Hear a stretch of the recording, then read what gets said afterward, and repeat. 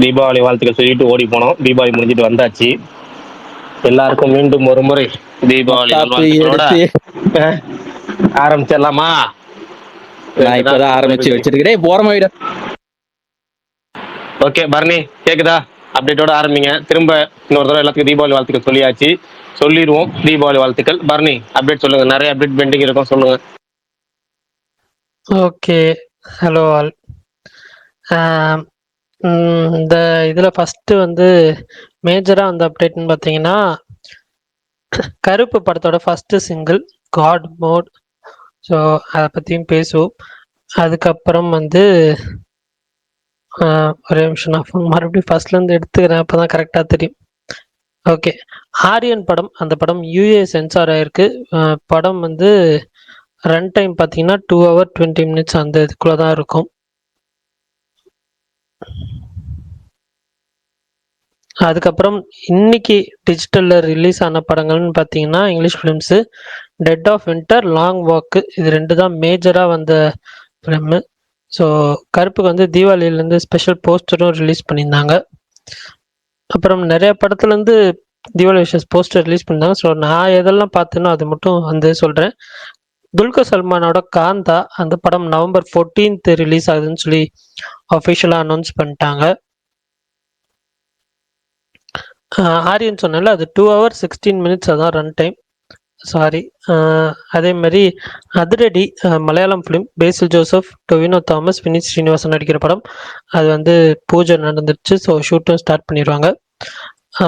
அதே மாதிரி மகுடம் விஷால் ஃபிலிம், அது வந்து ஸ்க்ரீன் பிளே டைரக்ஷன் விஷால் அப்படின்னு சொல்லி அவரே வந்து அனௌன்ஸ் பண்ணி போஸ்டர் விட்டுருக்காரு.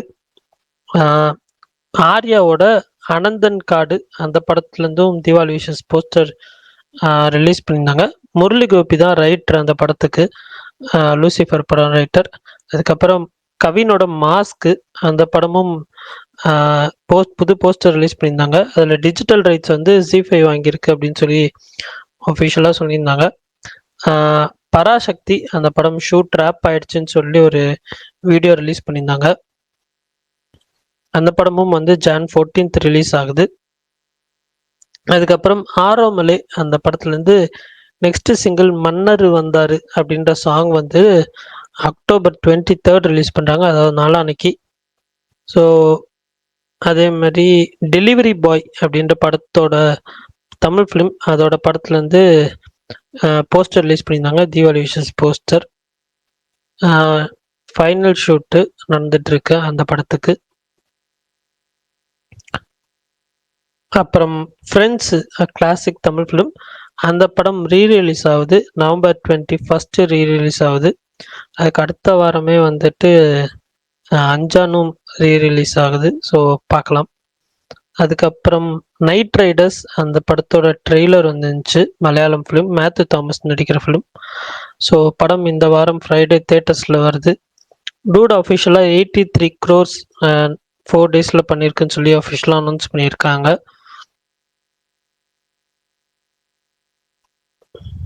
அதுக்கப்புறம் உன்னன் நான் பார்த்தேன் அப்படின்ற ஃபர்ஸ்ட் சிங்கிள் கொம்பு சிவி படத்துலேருந்து October 23rd ரிலீஸ் ஆகுது, யுவன் சங்கர் ராஜா மியூசிக்கல்ல. அவ்வளோதான் நினைக்கிறேன். ஏதாவது விட்டு போயிருந்துச்சுன்னா சொல்லுங்க, தெரிஞ்சுக்கிறேன். இது பிரபாஸ் படத்தோட அப்டேட் சொல்லிட்டீங்களா?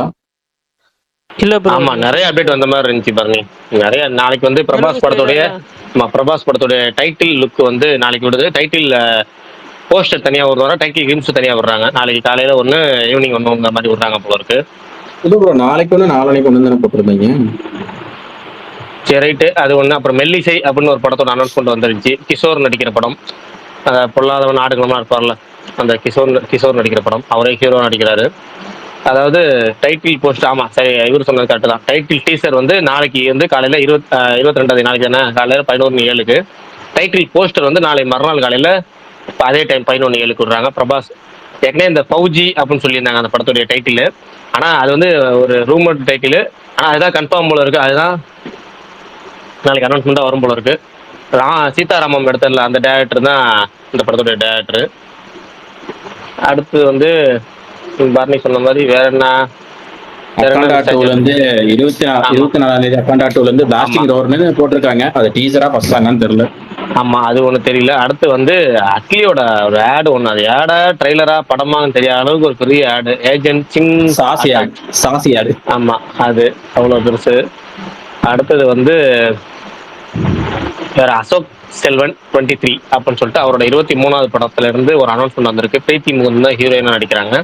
தீபாவளி விசேஷோட ஒரு அனௌன்ஸ்மெண்ட் வந்துருந்துச்சு. அப்புறம் வேற என்ன அதாவது ஞாபகம் இருக்கா?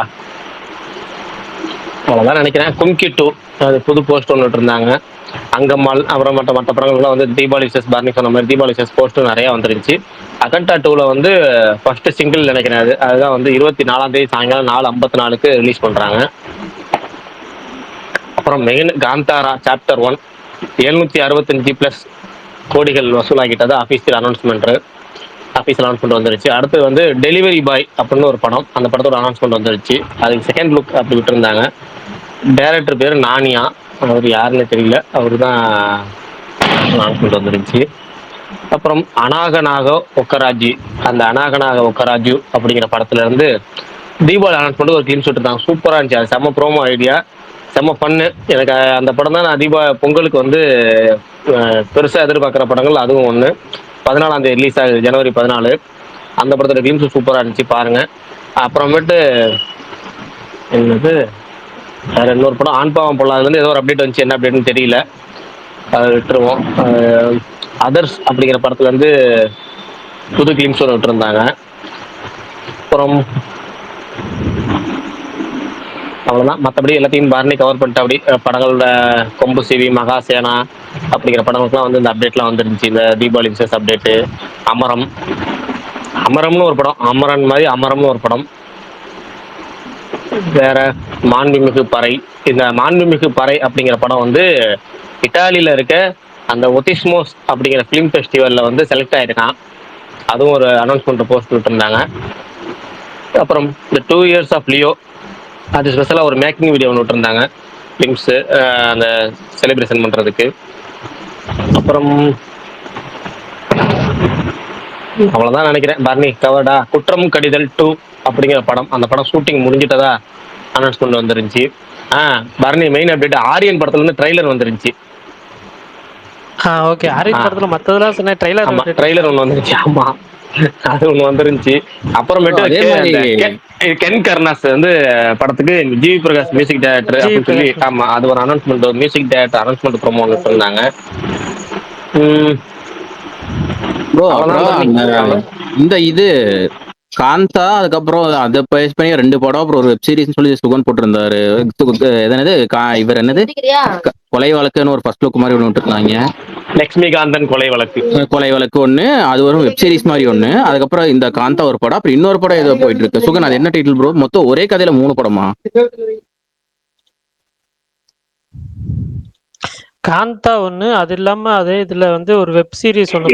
இல்ல, அதான் காந்தா, மெட்ராஸ் மிஸ்ட்ரி, அப்புறம் இப்ப இந்த லட்சுமிகாந்தன் கொலை வழக்கு 3மே ஒரு ஸ்டோரியை பேஸ் பண்ணி தான் இருக்கும்ன்றதுதான் நான் சொல்றேன் ப்ரோ. ஆக்சுவலா அது இல்லாம வந்து ஒரு ஸ்டோரி ஒண்ணு வந்துச்சு, தம்பி ராமையா நடிச்ச படம்.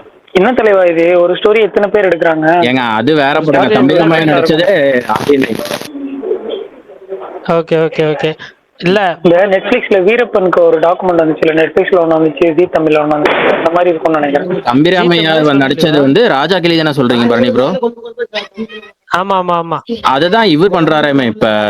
நம்ம அந்த ஸ்டோரி பேஸ் பண்ணி இவர் வேட்டையன் டைரக்டர் பண்றாருல. ஓகே ஓகே, பாப்போம் எப்படின்னு சொல்லி. சரி, இந்த வீக்கெண்ட்ல இல்ல, கருப்பு ஃபர்ஸ்ட் சிங்கிள் பத்தி பேசிடுவோம். அதுக்கப்புறம் வந்துட்டு ஆரியன் ட்ரெய்லர் போகும். அதுக்கப்புறம் ஏதாவது படங்கள் பத்தி பேசுவோம். எனக்கு கருப்பு ஃபர்ஸ்ட் சிங்கிள் எனக்கு பிடிச்சது. தியேட்டர்ல ஒரு மாதிரி வைப்பா இருக்கும்னு நினைக்கிறேன். I am waiting. நீங்களாம் சொல்லுங்க. அதேதான் பரணி ப்ரோ, எனக்குமே கருப்பு சிங்கிள் பிடிச்சது. கண்டிப்பா தியேட்டர்ல ஒரு மாதிரி செலிப்ரேஷனான ஒரு சாங்கா இருக்கும்னு எனக்கு தோணுது. விஷுவலா பாக்குறப்ப இன்னுமே அந்த படத்தை விட்டுருந்தாக்கலாம்டா நீங்க தீபாவளிக்கு அப்படின்ற மட்டும்தான் ஃபீல் வந்தது. விஷுவல் பாக்குறப்போ பயங்கரமா இருந்திருக்கும் கண்டிப்பா வந்துருந்துச்சுன்னா படம் தீபாவளிக்கு. எஸ், அது மட்டும் தான் சொல்லணும்னு தோணுச்சு. ஆரியன் ட்ரெய்லர் எப்பவும் போலதான் அந்த ஒரு ராட்சசனோட ஃபீல் கொடுத்தது. வில்லனை வேற ரிவீல் பண்ணிட்டாங்களா? ஸோ இதுக்கு மேல என்ன சர்ப்ரைஸ் பண்ண போறாங்கன்ற ஒரு எக்ஸைட்மெண்ட் மட்டும் இருக்கு. பார்க்கலாம். ஆக்சுவலா எப்பயுமே வந்துட்டு இந்த ட்ரெய்லர்ல வந்துட்டு ஒன்று ரெண்டு ட்ரெய்லர் ஆக்சுவலாக மார்கன்ல வந்து ரிவீல் பண்ணியிருந்தாங்க. ஆனால் மார்கன் கான்செப்டே வேற மாதிரி இருந்துச்சு. இதில் வந்துட்டு அதை சொல்லிட்டு அந்த கொலையை செய்யறதுன்றது நிறைய பார்த்துருக்கோம். பட் அது ஒரு சீனாவோ இல்லை 2 சீனாவோ அந்த மாதிரி தான் இருக்கும். பட் அதை வந்துட்டு இங்கே நடக்க போது இவர் தான் கில்லர், இவ்வளோ தான் கொலை பண்ண போறேன்னு சொல்லிட்டு அதை பண்றதுன்றது நல்ல ஐடியா. பட் அதை வந்து கரெக்டாக எக்ஸிக்யூட் பண்ணா ஒரு மாதிரி நல்லா ஒர்க் ஆகும். ஏன்னா வந்து இதான் பண்ண போறான்னு தெரிஞ்சு போலீஸ் எல்லாம் அதே இடத்துல இருக்கும். ஸோ எனக்கு அதுதான் வந்து ஒரு மாதிரி கியூரியஸா இருக்குது, எப்படி எக்ஸிக்யூட் பண்ணியிருக்காங்க அந்த மூவி அப்படின்னு சொல்லி. பார்ப்போம் எப்படி. எனக்கு ஒரு டவுட். மாவீரன் bro, உங்களுக்கு எப்படி இருந்துச்சு? கேக்குதா? சொல்லுங்க. கேக்குது மகேஷ் ப்ரோ. இல்ல அந்த ட்ரெய்லர் பத்தி சொல்லிட்டு இருந்தீங்கல்ல, அதுல வந்து இவரு சரி மாவீரன் நீங்க சொல்லுங்க. மாவீரன் வந்து தேர்ட் பர்சன் ஆங்கிள் தான சொல்றாருல.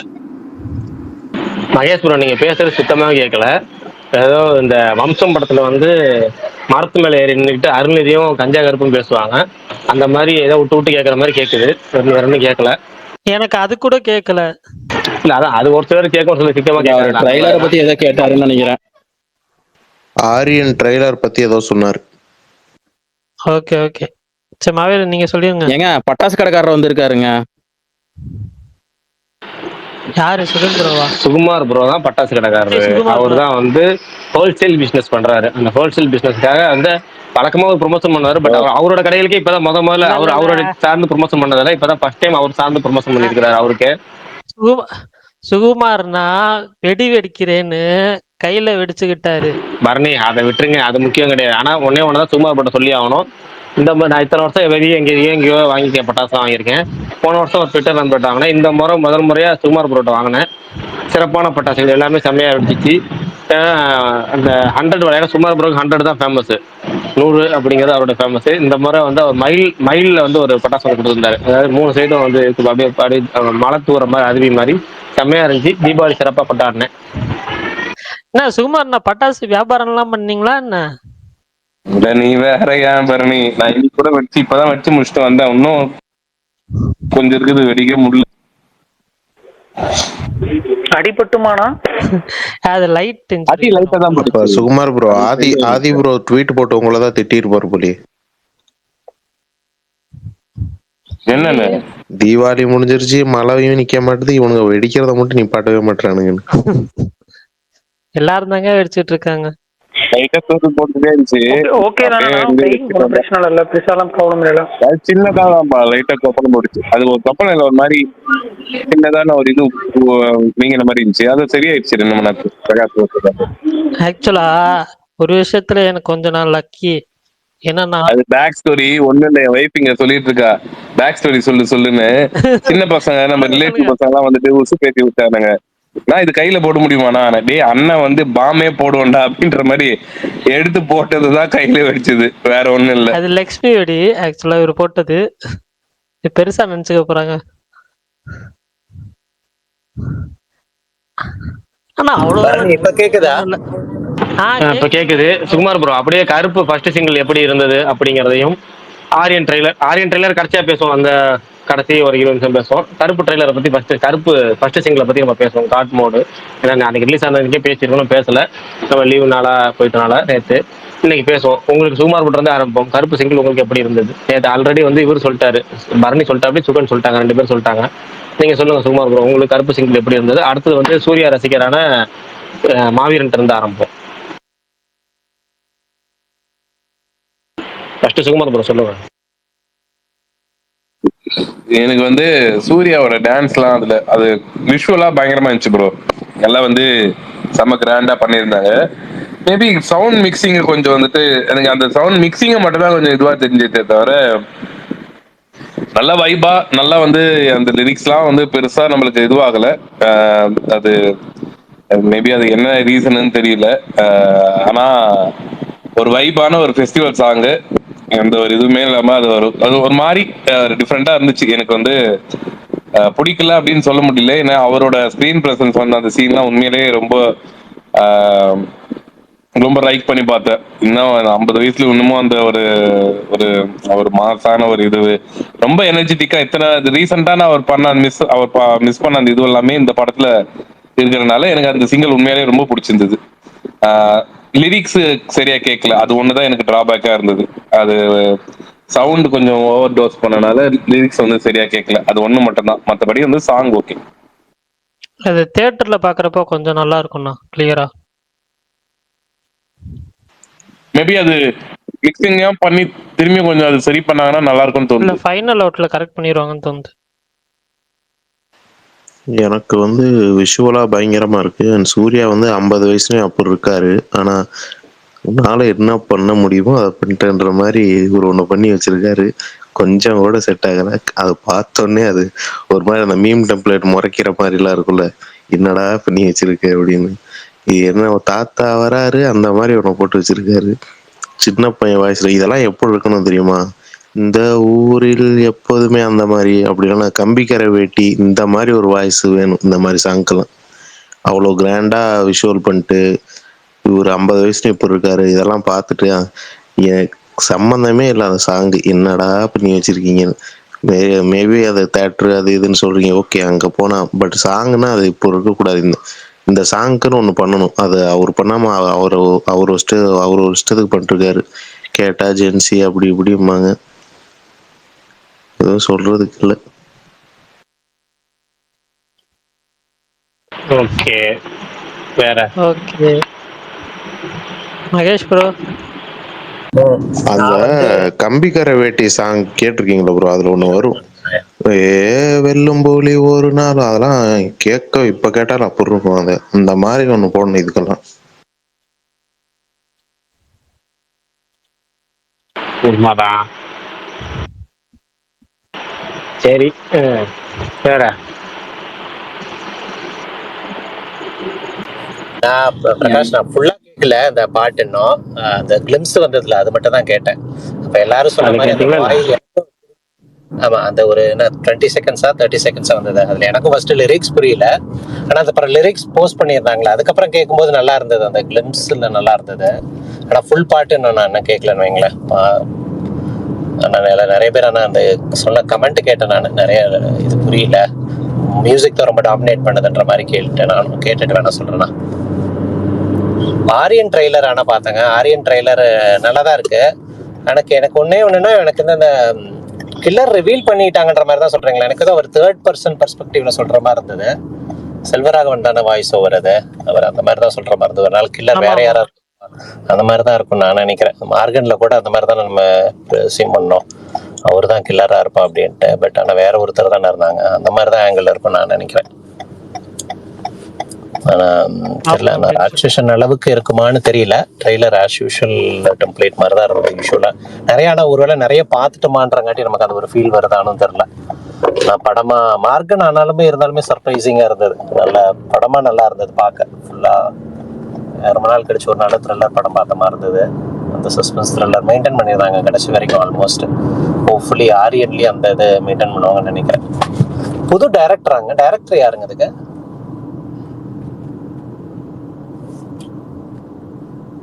ஹலோ கேக்குது ப்ரோ. புது டைரக்டர் தான் தோணுது எனக்கு. அப்படிங்களா? ஓகே. டைரக்டர் நான் பார்க்கல இன்னும். வேற கமல் அப்டேட்டடா இருப்பாரு. புதுசா? ஓகே. மேக்ஸிமம் விஷால் நிறைய புதுசு தான் பண்றாருல, புது டைரக்டரோட தான் பண்றாரு. பரவாயில்ல. பிரவீன், அவர் பேர் பிரவீன், டேரக்டர் பேரு. புது டேரக்டர் தான். ஓகே. ஆக்சுவலா மார்கன்ல உங்களுக்கு அந்த ஃபேண்டசி எலிமெண்ட்டை நல்லா பிளெண்ட் பண்ணியிருந்தாங்க. ஸோ அதனால ஒரு மாதிரி யூனிக்கா இருந்துச்சு. இதுல ஏதாவது ஒரு யூனிக் ஃபேக்டர் இருந்தால் தான் இந்த ஒரு த்ரில்லர் ஒர்க் ஆகும். ராட்சசனுமே வந்துட்டு அந்த மாதிரி ஒரு த்ரில்லர் நம்ம வந்து அந்த ஒரு கேரக்டரு அந்த இதெல்லாம் நம்ம வந்து இதுக்கு முன்னாடி பார்த்தது இல்லைன்றதுனால தான் அதுவுமே வந்து ஒர்க் ஆச்சு. ஸோ அந்த மாதிரி இது ஒரு ரெகுலர் டெம்ப்ளேட்டா இல்லாம ஏதாவது ஒரு அந்த சைக்கோ கில்லர் அதுனாலுமே அந்த ஒரு ரெகுலர் டெம்ப்ளேட்ல ஃபாலோ ஆகாம புதுசா ஏதாவது ஒரு யூனிக்னஸ் வந்து கரெக்டா பிளெண்ட் பண்ணியிருந்தாங்கனாலே இது ஒரு டீசன்ட் ஃபிலிமா இருக்கும்னு எனக்கு ஃபீல் ஆகுது. ஆமா கரெக்டுங்க. ஆமா, அது அந்த கேட் அண்ட் மவுஸ் கேம் ரெண்டு தானே மெயினா இருக்கும் எல்லா த்ரில்லர்லயும். அந்த ரெண்டு கோஷன் கரெக்டா மெயின்டைன் பண்ணியிருந்தாங்கன்னா நல்லா இருக்கும். ஆமா, வில்லன் கேரக்டரும் கொஞ்சம் ஸ்ட்ராங்கா இருக்கணும். கரெக்ட். பாப்போம் இது எப்படின்னு அப்புறம் சொல்லி. கலெக்ஷன் டியூடு கலெக்ஷன் அப்டேட் வந்ததுங்களா மறுபடியும் மண்டேக்கு அப்புறம்? வந்துச்சு 4 நாளைக்கு வந்துட்டு. 83. 83? ஆமா ஆமா. ஓ பரவாயில்லையே, இப்போ 100 அடிச்சிரும் போல இந்த வாரம். நாளைக்கு வந்துடும். 100 நாளைக்கு இல்லை, நாளைக்கு வந்துடும். ஓகேங்க. அப்புறம் அந்த இந்த சிங்ஸ் அட்டாக் அது தெரியும், அந்த சாஸ் தானே, அந்த சிங்ஸ் சாஸ், அது நிஜமாலுமே ட்ரெய்லர் என்ன பிரிச்சு அட்வர்டைஸ்மெண்ட்டா விட போறாங்களாங்க டிவில? நிஜமாலுமே அது 150 அவ்வளவுதானே. 100 வந்துருச்சு பாருங்க, 100 வந்துருச்சு. நாளைக்கு இல்ல, ஆல்மோஸ்ட் இன்னைக்கு நைட் ஷோ முடியறதுக்குள்ள 100 கிராஸ் இருந்துச்சு. நாளைக்கு தானே கொரியா போஸ்டர் 100 கிட்ட விடுவாங்க. வந்திருக்குன்னு சொல்றாங்க. நாளைக்கு போஸ்டர் வரும். Okay okay. அதுக்குள்ளேயேவா? ஓ, இன்னைக்கு டியூஸ்டே கணக்குக்கே வந்துருன்றீங்களா 100? ம். ஆமாமா, ஏன்னா வந்து டெய்லியும் வந்துட்டு அது 25 அந்த ரேஞ்சில் வந்துட்டு 25 to 30 கிட்ட வந்துட்டு இருக்கு. 28 அந்த ரேஞ்சில். இன்னைக்கு கொஞ்சம் மேபி அந்த மழைனால வந்து இன்னைக்கு பிளஸ் நிறைய பேர் அந்த டிராவல் இருக்கிறதுனால கொஞ்சம் குறைஞ்சிருக்கு. பட் ஆனாமே 20 கிட்ட வந்துருச்சு. அதனால வந்து கண்டிப்பா இப்போ நைட் ஷோலாம் கம்ப்ளீட் பண்ணா 20 கிட்ட வந்துடும். ஒரு 100 கிட்ட 100 போஸ்ட் நாளைக்கு வந்துடும் நினைக்கிறேன். அப்படியே ஷார்ட் ஆனாலுமே வந்து ஒரு 2 or 3 crores, ஒரு 97 96 அந்த ரேஞ்சில் வந்து நிற்கும். அது ஒரு நாள்ல வந்து ஹலோ ஹலோ ஹலோ, சொல்லுங்க, கேக்குது. Hello, welcome. இது 3 மூவிஸ் பாத்தீங்களே, எப்படி இருந்துச்சு?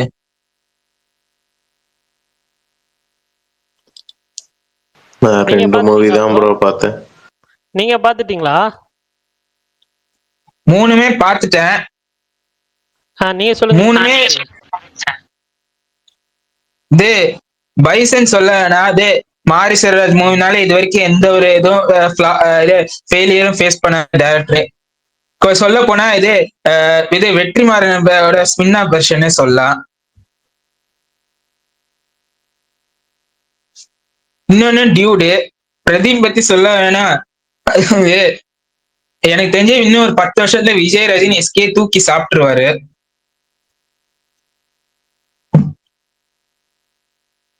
டீசல் வந்து என்ன, மூணே படம் தான் வந்து ஹீரோவா வந்திருக்காரு. அதுக்குள்ளே நம்ம வந்துட்டு அப்படி போக கூடாது. ஒரு விஷயத்த ஞாபகப்படுத்திக்கிறேன். என்னன்னா, அதாவது இதே மாதிரி எனக்கு தெரிஞ்சு ஒரு சில பேர் சொன்னாங்கன்னா ஓகே ப்ரோன்ட்டு போயிடணும் ப்ரோ. 2006 டைம்ல திமிரு, சண்டைக்கோழி அந்த டைம்ல எல்லாம் வந்துட்டு விஷால் தான் அடுத்த லெவல். அவரை வந்து ஒண்ணுமே பண்ண முடியாதுன்ற லெவலுக்கு வந்து பேசுறாங்க. இதே மாதிரிதான் சேம். அது ஒரு கட்டத்துக்கு மேல வந்து நார்மலைஸ் ஆகும். அப்ப தெரியும் உங்களுக்கு இந்த இத்தனை வருஷம் அவங்க வந்து எதுக்கு உழைச்சிருக்காங்க, அவ்வளவு சீக்கிரத்துல வந்து அந்த இடத்துக்கு வந்து போயிட முடியாது அப்படின்னு. அது அவரே சொல்லியிருக்காரு, பிரதீப் ரங்கநாதே சொல்லியிருக்காரு. 25-30 வருஷமா அவங்க வந்து ஒர்க் பண்ணி அந்த உழைச்சி அந்த இடத்துக்கு வந்து நிக்கிறாங்க. 10 வருஷத்துலன்னு சொன்னேன், உடனடியா இல்லைன்னு சொல்ல வரலையே. அதுதான் ப்ரோ, தூக்கி சாப்பிட்டுருவாருன்னு சொன்னீங்களே, அதுக்கு சொல்றேன் நானு. சரி விடுங்க. என்ன இப்ப இருக்கிற சிச்சுவேஷனுக்கு இப்ப இருக்கிற ஆன்லைன் இதுக்கெல்லாம் சொல்றேன், ஒரே ஒரு ஃபெயிலியர் ஆச்சுனாலே ஆடியன்ஸ் வந்துட்டு எப்படி இது பண்ணுவாங்க அப்படின்றது உங்களுக்கும் நல்லா தெரியும். ஆன்லைன்ல தானே இருக்கீங்க. பெரிய ஸ்டார்க்கே அது ஒண்ணுமே இல்லை. நான் சொல்றது ரொம்ப பெரிய லெவல்ல அச்சீவ் பண்ணிட்டு அவர் பார்க்காத, அவர் தான் வந்து எல்லாமே முதல்ல அச்சீவ் பண்ணி நான் ரஜினி ரெக்கார்ட்னு வச்சிருந்த ரஜினிகாந்த் கூலிக்கே வந்து அந்த நிலைமை வந்தது. அதே மாதிரிதான் கமலஹாசன் தக்லைஃப்க்கும் இந்தியன் டூக்கும் வந்தது. அந்த மாதிரி எவ்வளவு பெரிய ஆளா இருந்தாலுமே அவங்களுக்கு இப்ப இருக்கிற சோசியல் மீடியா ஒரு ஃபெயிலியர் போதும், அதை வேற மாதிரியே மாத்திடுவாங்க. நம்ம வந்து சொல்ல முடியாது. பிரதீப் வந்து இப்ப உள்ள இந்த கதை கண்டென்ட் அதெல்லாம் ரொம்ப அனலைஸ் பண்ணி ஆடியன்ஸ் எது அதுதான் இது பண்றாரு. அவரு ஏனோ இதெல்லாம் வெயிட் பண்ணுங்க. இதெல்லாம் வந்து ஒரு காலத்துல எல்லாருமே ரஜினிகாந்த் உட்பட ஃபெயிலியரே கொடுக்காம வந்து வந்தவங்க எல்லாம் எவ்வளவோ இருக்கிறாங்க. நம்ம அது அவ்வளவு சீக்கிரத்துல வந்து அனலைஸ் பண்ணிட்டாரு. அது பண்ண சினிமான்றது மேஜிக். அது வந்து ஒண்ணுமே நம்ம வந்து ஒரு படத்துல விட்டா கூட வந்து நம்மள அப்படியே டோட்டலாவே ரிவர்ஸ்ல கொண்டு போயிடும். கரெக்ட் தான் ப்ரோ, எனக்கு நீங்க சொன்ன கரெக்ட் தான். நான் கொஞ்சம் அப்படி பேசிருக்க கூடாது. ஏன் ப்ரோ செகண்ட் ஹாப்ல அங்கங்க கொஞ்சம் ஒர்க் அவுட் ஆகலன்னு சொல்றாங்களே ப்ரோ? எதனால ப்ரோ அது கனெக்ட் ஆகலையா ப்ரோ அந்த இது ஒரு சில இதுல செகண்ட் ஹாஃபோட இதெல்லாம்? ஆமா ஆமா, நிறைய பேருக்கு கனெக்ட் ஆகல, ஒரு சில பேருக்கு பிடிச்சிருந்து, நிறைய பேருக்கு பிடிச்சிருந்து, நிறைய பேர் கனெக்ட் ஆகல, அவ்வளவுதான், சிம்பிள். ஏன்னா அவர் இது எல்லாரும் எப்படி பார்ப்பாங்கன்னா, முன்னாடி படத்தை கம்பேர் எப்பவுமே வந்துரும். ஒரு ஒரு 2 படம் தொடர்ந்து இட்டு கொடுக்கும்போது அடுத்த படம் அவர்கிட்ட அதே மாதிரி தான் எதிர்பார்ப்பாங்க. அதுல கொஞ்சம் கம்மியா இருந்தனால எனக்கு தெரிஞ்சு அந்த பிரதீப்போட ஃப்ரெண்டா வரவன் ஒரே மம்முட்டாவோட நிமிஷம், ஹஸ்பண்டா ஒரே வரவன் இன்னும் கொஞ்சம் நிமிஷம், ஸ்கோப் கொடுத்துருக்கலாம்னு நினைக்கிறேன். ஒரே நிமிஷம். நான் மட்டும்தான் உணர்ச்சி வசப்பட்டு பேசிட்டு இருக்கணும், மத்தவங்க எல்லாம் சைலண்டா இருக்கிறது இல்ல இல்ல பார்த்தா மாவீரன் அப்பயே ஒரு டைலாக் சொன்னாரு. சில பேர்லாம் எனக்கு என்னமோ லைட்டா உள்ள தட்டுச்சு. இப்ப பிரகாஷ் சிரிச்சவனே எனக்கு புரிஞ்சிருச்சு. அதனாலதான் நான் அண்ணன் அமைதியா இருக்கேன். சரி பேசுங்க இது இது பைசன் என்னால நம்பவே முடியல. இத்தனை நாள இது விக்ரமோட பையன் துருவ்னு சொல்லியிருந்தேன். இப்ப துருவோட அப்பா விக்ரம் சொல்றதுக்கு ஒரு பர்ஃபார்மன்ஸ் இது பண்ணிருக்காரு. இல்ல புரியல. ஆத்தாடி ஆத்தா. ஆனாலும் கொஞ்சம் பரணி ப்ரோ நான் பேசல, அஜித் நீ பேசு, அஜித் நீ பேசு. மாட்டவே மாட்டேன். பேசுங்க ப்ரோ. அதான் இத்தனை நாளா துருவ் யாருன்னு தன்னை ப்ரூவ் பண்ணிக்கிறதுக்கு இது ஒரு ஆப்பர்ச்சுனிட்டியா பயன்படுத்திக்காரு. அதான் இது அமீர் ப்ரோ ஏதோ சொல்லியிருந்தாரு, இது விக்ரம் கிட்ட ஒரு சேது அமைஞ்சது, அதே மாதிரி துருவுக்கு ஒரு பைசன் அமைஞ்சது. சரி ஓகே ப்ரோ, டீசல் பத்தி சொல்லுங்க. டீசல் இது எது ஹரிஷ் வேற ஒரு டைமென்ஷன்ல இது பார்க்கிங்ல லப்பர் பண்ணி பார்த்த ஒரு மாறுபட்ட ஹரிஷ் கல்யாணம். அதுவும் ஆக்ஷன் ஹீரோ ரோல். இது ஸ்கிரீன் பிளே இது லாங் அந்த இது பண்ணி ரொம்ப ஹை பட்ஜெட், அவரோட கெரியர்ல ஹையஸ்ட் பட்ஜெட்னாரு. இது ஷூட் எல்லாம் அப்பவே எடுத்து முடிச்சிருந்தாரு. அந்த டைம்ல கூட ஹிட் ஆயிருக்குன்னு தெரியல. ஆனா இப்ப ஓரளவுக்கு ஆடியன்ஸோட கனெக்ட் ஆகல. அதுவும் ஃபிஷர்மேன் பேஸ் பண்ணி இந்த இப்ப உள்ள காலகட்டம் இந்த டீசல் பெட்ரோல் இந்த இதெல்லாம் பேஸ் பண்ணிதான்.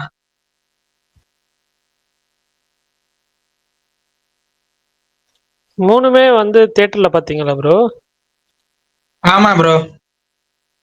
சூப்பர். எல்லாம் ஒரே நல்ல பேக் டு பேக்கா? ஆமா ப்ரோ.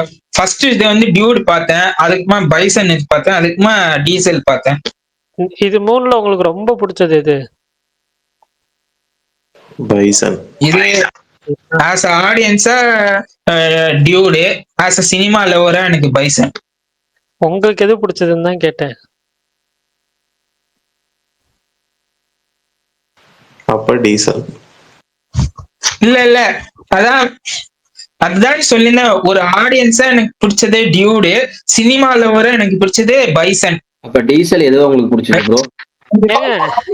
இருங்க அதை ஒண்ணு கன்ஃபார்ம் பண்ணிக்கிறேன். மல்டிபிள் பர்சனாலிட்டியா ஒரே இதை ரெண்டாவது பாக்குறீங்க? ஒண்ணு சொல்லுங்க, ஒரு படம் உங்களுக்கு மனசுல பிடிச்ச படம் என்ன படம்? ஆடியன்ஸ் ஆர் சினிமால பரணி ப்ரோ அவர் என்ன சொல்ல வர்றாருன்னா, நீங்க நல்ல சினிமா எதுன்னு கேட்டீங்கன்னா பைசன் சொல்லுவாராம். என்டர்டெயின்மெண்ட் வைஸ் ஒரு நல்ல மசாலா படம் எதுன்னு கேட்டா டியூட் சொல்லுவாராம். எனக்கு அவர் ஒண்ணு சொல்லணும். நாளைக்குதான் படத்துக்கு போலான்னு இருக்கேன். மூணுல எதுக்கு போலாம்? ஏதோ ஒண்ணு சொல்லுங்க. நீங்க யார்கிட்ட கேக்குறீங்க? SRS ப்ரோ இதை போட்டு பேசிட்டு இருந்தார்ல. ஓகே ஓகே, நான் கூட பயந்துட்டேன். ஃபர்ஸ்ட் அங்க முடிப்போம், அப்புறம் இங்க வரும். சரி, இன்னைக்கு பேசலாமா? அட படம் அவர் 3 படம் தீபாவளி ரிலீஸ்ல இருந்து அரசனுக்கு ஜம்ப் பண்ணிருக்காரு. அதுவும் தீபாவளி ரிலீஸ் தான். இருங்க. பரணி ப்ரோ தம்மா பாக்கலையா நீங்க? தம்மா பாக்கல ப்ரோ. அது மாவீரன் கேட்டகரி. நான் ஹிந்தி படம் மோஸ்ட்லி போக மாட்டேன். ரிவ்யூஸ் எல்லாம் பேடா இருக்கு. அப்படியா? பேடா இருக்கா? என்ன காலையில ஒருவேளை என்டிஎல்ல வரவன் பூரா பொய்யா சொல்லிவிட்டானான்னு தெரியல. அதாவது ரிவ்யூ எல்லாம் காலையில இருந்து மதியானம் வரைக்கும் ரிவ்யூ, அதாவது படம் ஷோ போறதுக்கு படி வந்து ப்ரிவியூ இல்ல ப்ரிவியூ போஸ்ட் ப்ரொடக்ஷன், அது ப்ரீ ப்ரொடக்ஷன் எல்லாம் நல்லா வந்துச்சு. ஆடியன்ஸ் ரிவ்யூ வந்தோடனே தூக்கி போட்டு மிதிக்க ஆரம்பிச்சிட்டாங்க, அவ்வளவுதான். ஓ அப்படியா? நான் என்னடா அது காலைல இருந்து காலையில இருந்து மத்தியானம் வரைக்கும் பாசிட்டிவா வந்துச்சு. மத்தியானத்துக்கு மேல கொஞ்சம் ஆவரேஜ் அபவ் ஆவரேஜ் வந்துச்சு. அது வரைக்கும் பார்த்தேன். அதுக்கு மேல பார்க்கல நானு. ஓ இதை உண்மையான ரிவ்யூ அவுட் ஆயிடுச்சு. பிரகாஷ் ப்ரோ, மாதிரி என்டிஆர் வெளியே நீல் போறீங்களா? படம் ஸ்கிராப் பண்ணிட்டாங்களா? என்டிஆர் நீல் படம் இல்லையே, ஏன் என்னாச்சு 2 திடீர்னு? நாளா எல்லாரும் நியூஸ் ஒரு போட்டுட்டே வாரம் இருந்தாங்க நியூஸ் ப்ரோ. போயிட்டு இருக்கு. 2 நாளா தான் போட்டுட்டு இருக்காங்க ப்ரோ. தெரியலையே. கிரியேட்டிவ் டிஃபரன்ஸா 2 பேர்த்துக்கும். Okay creative okay. டிஃபரன்ஸ்னா ஹீரோவே டைரக்ட் பண்ணிட்டு போக வேண்டியதானே? அவர் என்னங்க விஷால் ப்ரோ, விஷால் அண்ணா அது இல்ல. என்ன படம்? என்ன படம்? என்டிஆர் என்ன படம்? என்டிஆர் என்டிஆர் நீலா? ஆமாப்பா, அது ஏதோ டிராப் ஆக போகுது அப்படின்னு வந்து கேள்விப்பட்டேன். தெலுங்கு சைட்ல சொன்னாங்க.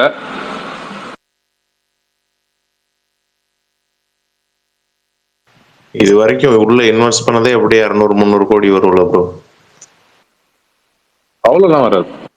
ரீப்ரொடக்ஷன்லாம் அவ்வளோலாம் பண்ண மாட்டாங்க. ஷூட்டிங் போயிட்டாங்கல்ல. ஷூட்டிங் போயிட்டு இருந்தாங்க. அடுத்து ஆரம்பிச்சு 4-5 மாசத்துக்கு மேல இருக்கும். 200 ரீப்ரொடக்ஷன் ஷூட்டிங் லைட்டா தான் போயிருக்காங்க. அதுக்கெல்லாம் 200-300 கோடிலாம் எவ்வளவு இல்ல அமௌண்ட் ப்ரோ, அடுத்த ஜூன் ரிலீஸ்ன்னு போட்டிருந்தாங்களே. இல்ல மாவீரம் ப்ரோ, இந்த சேலரி, இந்த செட் சேலரி தான் உங்களுக்கு வந்து ஒரு பெரிய அமௌண்ட்டா வரும். ஷூட்லாம் உங்களுக்கு வந்துட்டு அவ்வளோ வந்து இதாகாது. அந்த படத்துக்கு அவரும் ஒரு ப்ரொடியூசர் தான், பரணி ப்ரோ. அப்படின்னா யோசிக்கோங்க, அவ்வளோ செலவு ஆயிருக்காதுன்னு தான் தோணுது எனக்கு.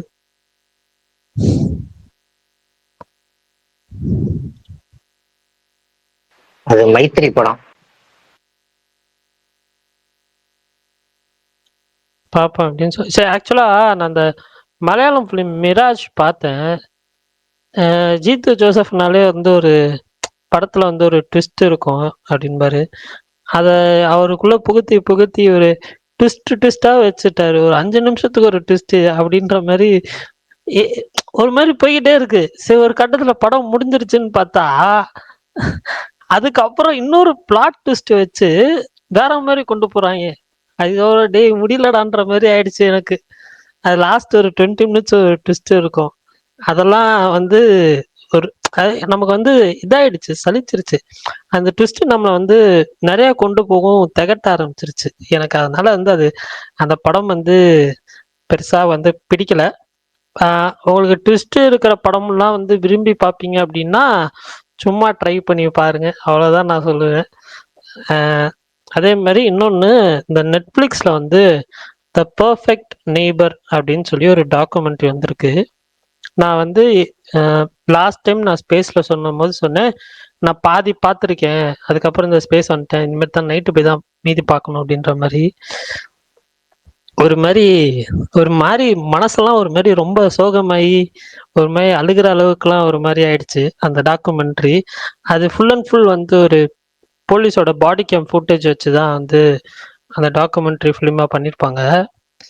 அது ஒரு மாதிரி பண்ணிருச்சு. அது யூஎஸ்ல காமன் தான், பட் இருந்தாலுமே வந்துட்டு அது பார்க்குறப்ப நமக்கு வந்து கொடுக்குற ஒரு இம்பேக்ட் வந்து எதுவுமே கிடைக்கல எனக்கு. வந்து நான் இது வரைக்கும் பார்த்ததுல one of the best documentary அது. இந்த வருஷத்துல பெஸ்ட்டு, இவ்வளோ நாள் பார்த்ததுல இது one of the best. So யாரெல்லாம் டாக்குமெண்ட்ரி பார்ப்பீங்களோ அவங்கெல்லாம் வந்து இந்த பர்ஃபெக்ட் நெய்பர் நெட்ஃப்ளிக்ஸில் இருக்கு, ட்ரை பண்ணி பாருங்க.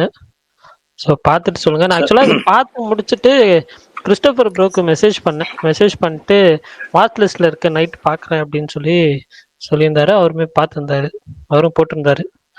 மகேஷ் ப்ரோ சொல்லுங்க, ஏதோ சொல்லுங்க. நானும் பாதி பார்த்துருக்கேங்க. நானும் அதே தான், எனக்கு ரிவ்யூஸ் எல்லாம் நல்லா வந்ததுன்னு பார்த்தேன். நான் அந்த புளோரிடால நடந்த உண்மை சம்பவத்தை, எல்லாமே புளோரிடா தான் நடக்குது, அதான் ஆச்சரியமா இருக்கு.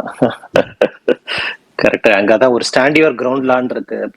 அது படி ஆமா, அது ஒரு பாதி பார்த்திருக்கேன். நீங்க சொன்ன அதே மாதிரிதான். எதை பத்தின படம்? எதை பத்தின டாக்குமெண்ட்ரி?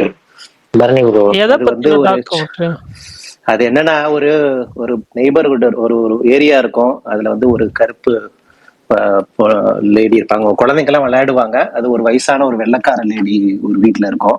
அதுக்கு இந்த குழந்தைங்கெல்லாம் விளையாடுறதெல்லாம் பிடிக்காது. அதனால அவங்களுக்குள்ள நடக்கிற பிரச்சனைனால அந்த அந்த குழந்தைங்களோட அம்மாவை சுட்டுடும் அந்த லேடி, இந்த வெள்ளைக்கார லேடி. அதுதான் கதை. அது ஃபர்ஸ்டே சொல்லிடுவாங்க, இது உண்மை கதை தானே, அதனால இதுல ஒன்றும் சஸ்பென்ஸ் இல்ல. ஆமா, இது உங்களுக்கு ஆக்சுவலா வந்து ஹாஃப் வே என்ன நடக்கும் உங்களுக்கு தெரிஞ்சிரும்.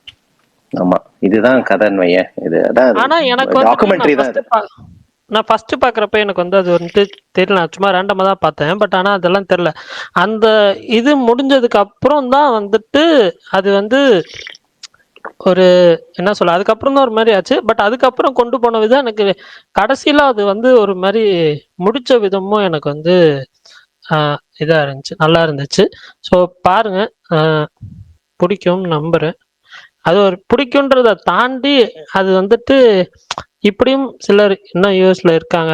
நம்ம ஊர்ல எப்படி இந்த ஜாதிக்காரனா அந்த ஜாதிக்காரனா, இந்த மதமா அந்த மதமான்னு சில பேர் வந்து மைண்ட் செட்ல ஃபிக்ஸ் ஆயிருக்காங்களோ, அந்த மாதிரி அந்த ஊர்ல வந்துட்டு இந்த ரேசிசம், கருப்பு ஆட்கள்னா இப்படின்ற மாதிரி சில பேருக்கு ஒரு இது. ஸோ அதுதான், அதை வச்சுன்னு ஒரு கதை, அவ்வளவுதான்.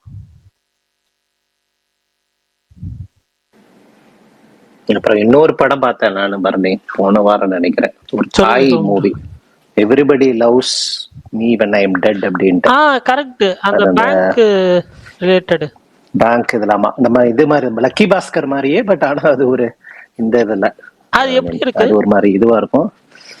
ஓகே, பார்க்கலாம், ஒன்ஸ் பார்க்கலாம். நான் ஒன்றும் பெருசா நிறைய தாய் படம் எல்லாம் பார்த்தது இல்ல. மேபி இது ஃபர்ஸ்ட் படமா இல்லை, மேபி 1-2 படம் பார்த்துருக்கலாம். பார்க்கலாம், ஒன்ஸ் பார்க்கலாம்னு சொல்லுவேன் கண்டிப்பா. அவ்வளோ மோசம்ட்டெல்லாம் சொல்ல முடியாது. வேற படம் எதுவும் பார்க்க இது இல்லைன்னா பார்க்கலாம். அதான் பேங்க்ல அதுனா என்னன்னா டார்மெண்ட் அக்கௌண்ட் எப்படி அதை ஆக்டிவேட் பண்ணிட்டு, அந்த மாதிரி தீம்ல வந்திருக்குன்னு நினைக்கிறேன் தமிழ்ல கூட படம். அதை ஆக்டிவேட் பண்ணிட்டு அதை யாருமே யூஸ் பண்ணாத அக்கௌண்ட் தானே டார்மெண்ட் ஆயிடும். அதை ஆக்டிவேட் பண்ணிட்டு அதில் இருக்கிற பணத்தை சைஃபன் அவுட் பண்ற மாதிரி கதை. அதனால என்ன பின் விளைவுகள் வருது அப்படின்றது ஒரு 2 பேங்க் எம்ப்ளாயி சேர்த்து பண்ணுவாங்க. அதனால அவங்க என்னென்னலாம் சந்திக்கிறாங்க அப்படிங்கறதான் கதை. ஆக்சுவலா நீங்க இதை சொன்னதுக்கு அப்புறம் இப்போ ரீசெண்டா ஒரு ஸ்கேம் நடந்துச்சு. இந்த பட்டாசு வச்சு நேரம் இன்ஃப்ளூயன்சர்ஸ் வச்சு ஒரு பட்டாசு கம்பெனி ப்ரொமோட் பண்ணி கடைசியில் அதை ஸ்கேம் பண்ணிட்டு போயிட்டாங்க. அதுலயும் பேங்க் அக்கௌண்ட் கிரியேட் பண்ணது ஒரு பார்த்தா செக் பண்ணி பார்த்தா அது இறந்து போன ஒருத்தரோட நேம்ல வந்து அந்த பேங்க் அக்கௌண்ட் இருக்கு அப்படின்ற மாதிரி சொல்லியிருந்தாங்க. ஸோ எனக்கு அதுதான் ஞாபகம் வந்துச்சு டக்குன்னு. இன்னொன்னு கூட ஏதோ கொரியன் படம் கூட ஏதோ வந்ததுன்னாங்களா, ஏதோ படம் பேர் மறந்துட்டேன். அது ஹைஜாக் பத்தின படம் இப்ப ஏதோ வந்தது, நாங்க படம் பேர் டக்கு ஞாபகம் வர மாட்டேங்குது. அது ஆனா வந்து ஒரு மாதிரி நான் பாத்துங்க, நான் கொஞ்சம் காட் எல்லாம் இல்ல, ஒரு நிமிஷம் இருங்க நான் சொல்றேன். அது குட் நியூஸ் தானே?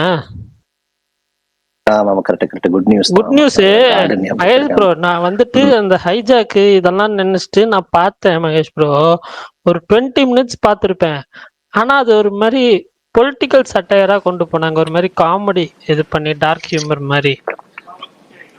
அத வச்சு அது மாதிரி தான் போட்டிருந்தாங்க, காமெடி டிராமா அந்த மாதிரி தான் போட்டிருந்தாங்க. ஆமா ஆமா, அதுதான் நல்லா இல்லையாப்பா? நல்லா இல்லைன்னு இல்ல. ஆக்சுவலா என்னன்னா நான் வந்துட்டு ஒரு மாதிரி சீரியஸா உண்மை சம்பவத்தை வச்சு எடுத்துற கதை அப்படின்ற மாதிரி நான் நினைச்சு பார்த்தேன். பட் அவங்க அதை வந்து வச்சு ஒரு மாதிரி ஃபன்னா எடுத்திருக்காங்க. பட் அதான் நான் 20-25 மினிட்ஸ் பார்த்தேன். அதுக்கப்புறம் எனக்கு வந்து இது நமக்கு செட் ஆகாதுடா அப்படின்னு சொல்லி க்ளோஸ் பண்ணிட்டேன். ஆக்சுவலா நேத்து எனக்கு எதுவுமே பாக்குறதுக்கு இல்லைன்றப்போ ஒரு மாதிரி ரொம்ப போர் அடிச்சுது நேத்து. எதுவுமே இல்லையா, அப்புறம் தான் வந்து யோசிச்சேன். பிரேக்கிங் பேட் நான் ஃபர்ஸ்ட் சீசனோட ஸ்டாப் பண்ணி வச்சிருந்தேன், அதுக்கப்புறம் பார்க்கல. நான் சும்மா சும்மா ஐஎம்டிபி எடுத்தப்போ வந்து ரேட்டிங்ஸ் மறுபடியும் ஹையா இருந்துச்சா, சரி இதை மறுபடியும் பார்க்கணும்னு சொல்லி சீசன் 2 ஸ்டார்ட் பண்ணி சீசன் 2 முடிச்சிட்டேன். இப்போ சீசன் 3 போயிட்டு இருக்கு. அதுல மோஸ்ட்லி சீசன் 4ம் சீசன் 5 தான் நிறைய பாசிட்டிவ் ரிவ்யூ இருக்கிறதுனால கண்டிப்பா வந்து ஃபுல்லா பாத்துடணும் அப்படின்னு ஒரு குறிக்கோளோட இருக்கேன். அதுதான் இப்ப பிஞ்ச் வாட்ச் பண்ணிருக்கேன். சீசன் 3 தான் இப்ப ஸ்டார்ட் பண்ணி போயிட்டு இருக்கு.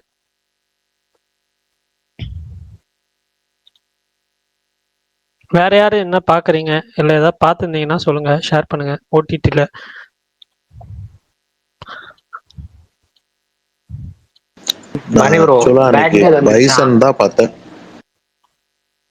சரி மாவீரன் ப்ரோ நீங்க சொல்லிருங்க, அப்புறம் கமல பேச சொல்லுவோம்.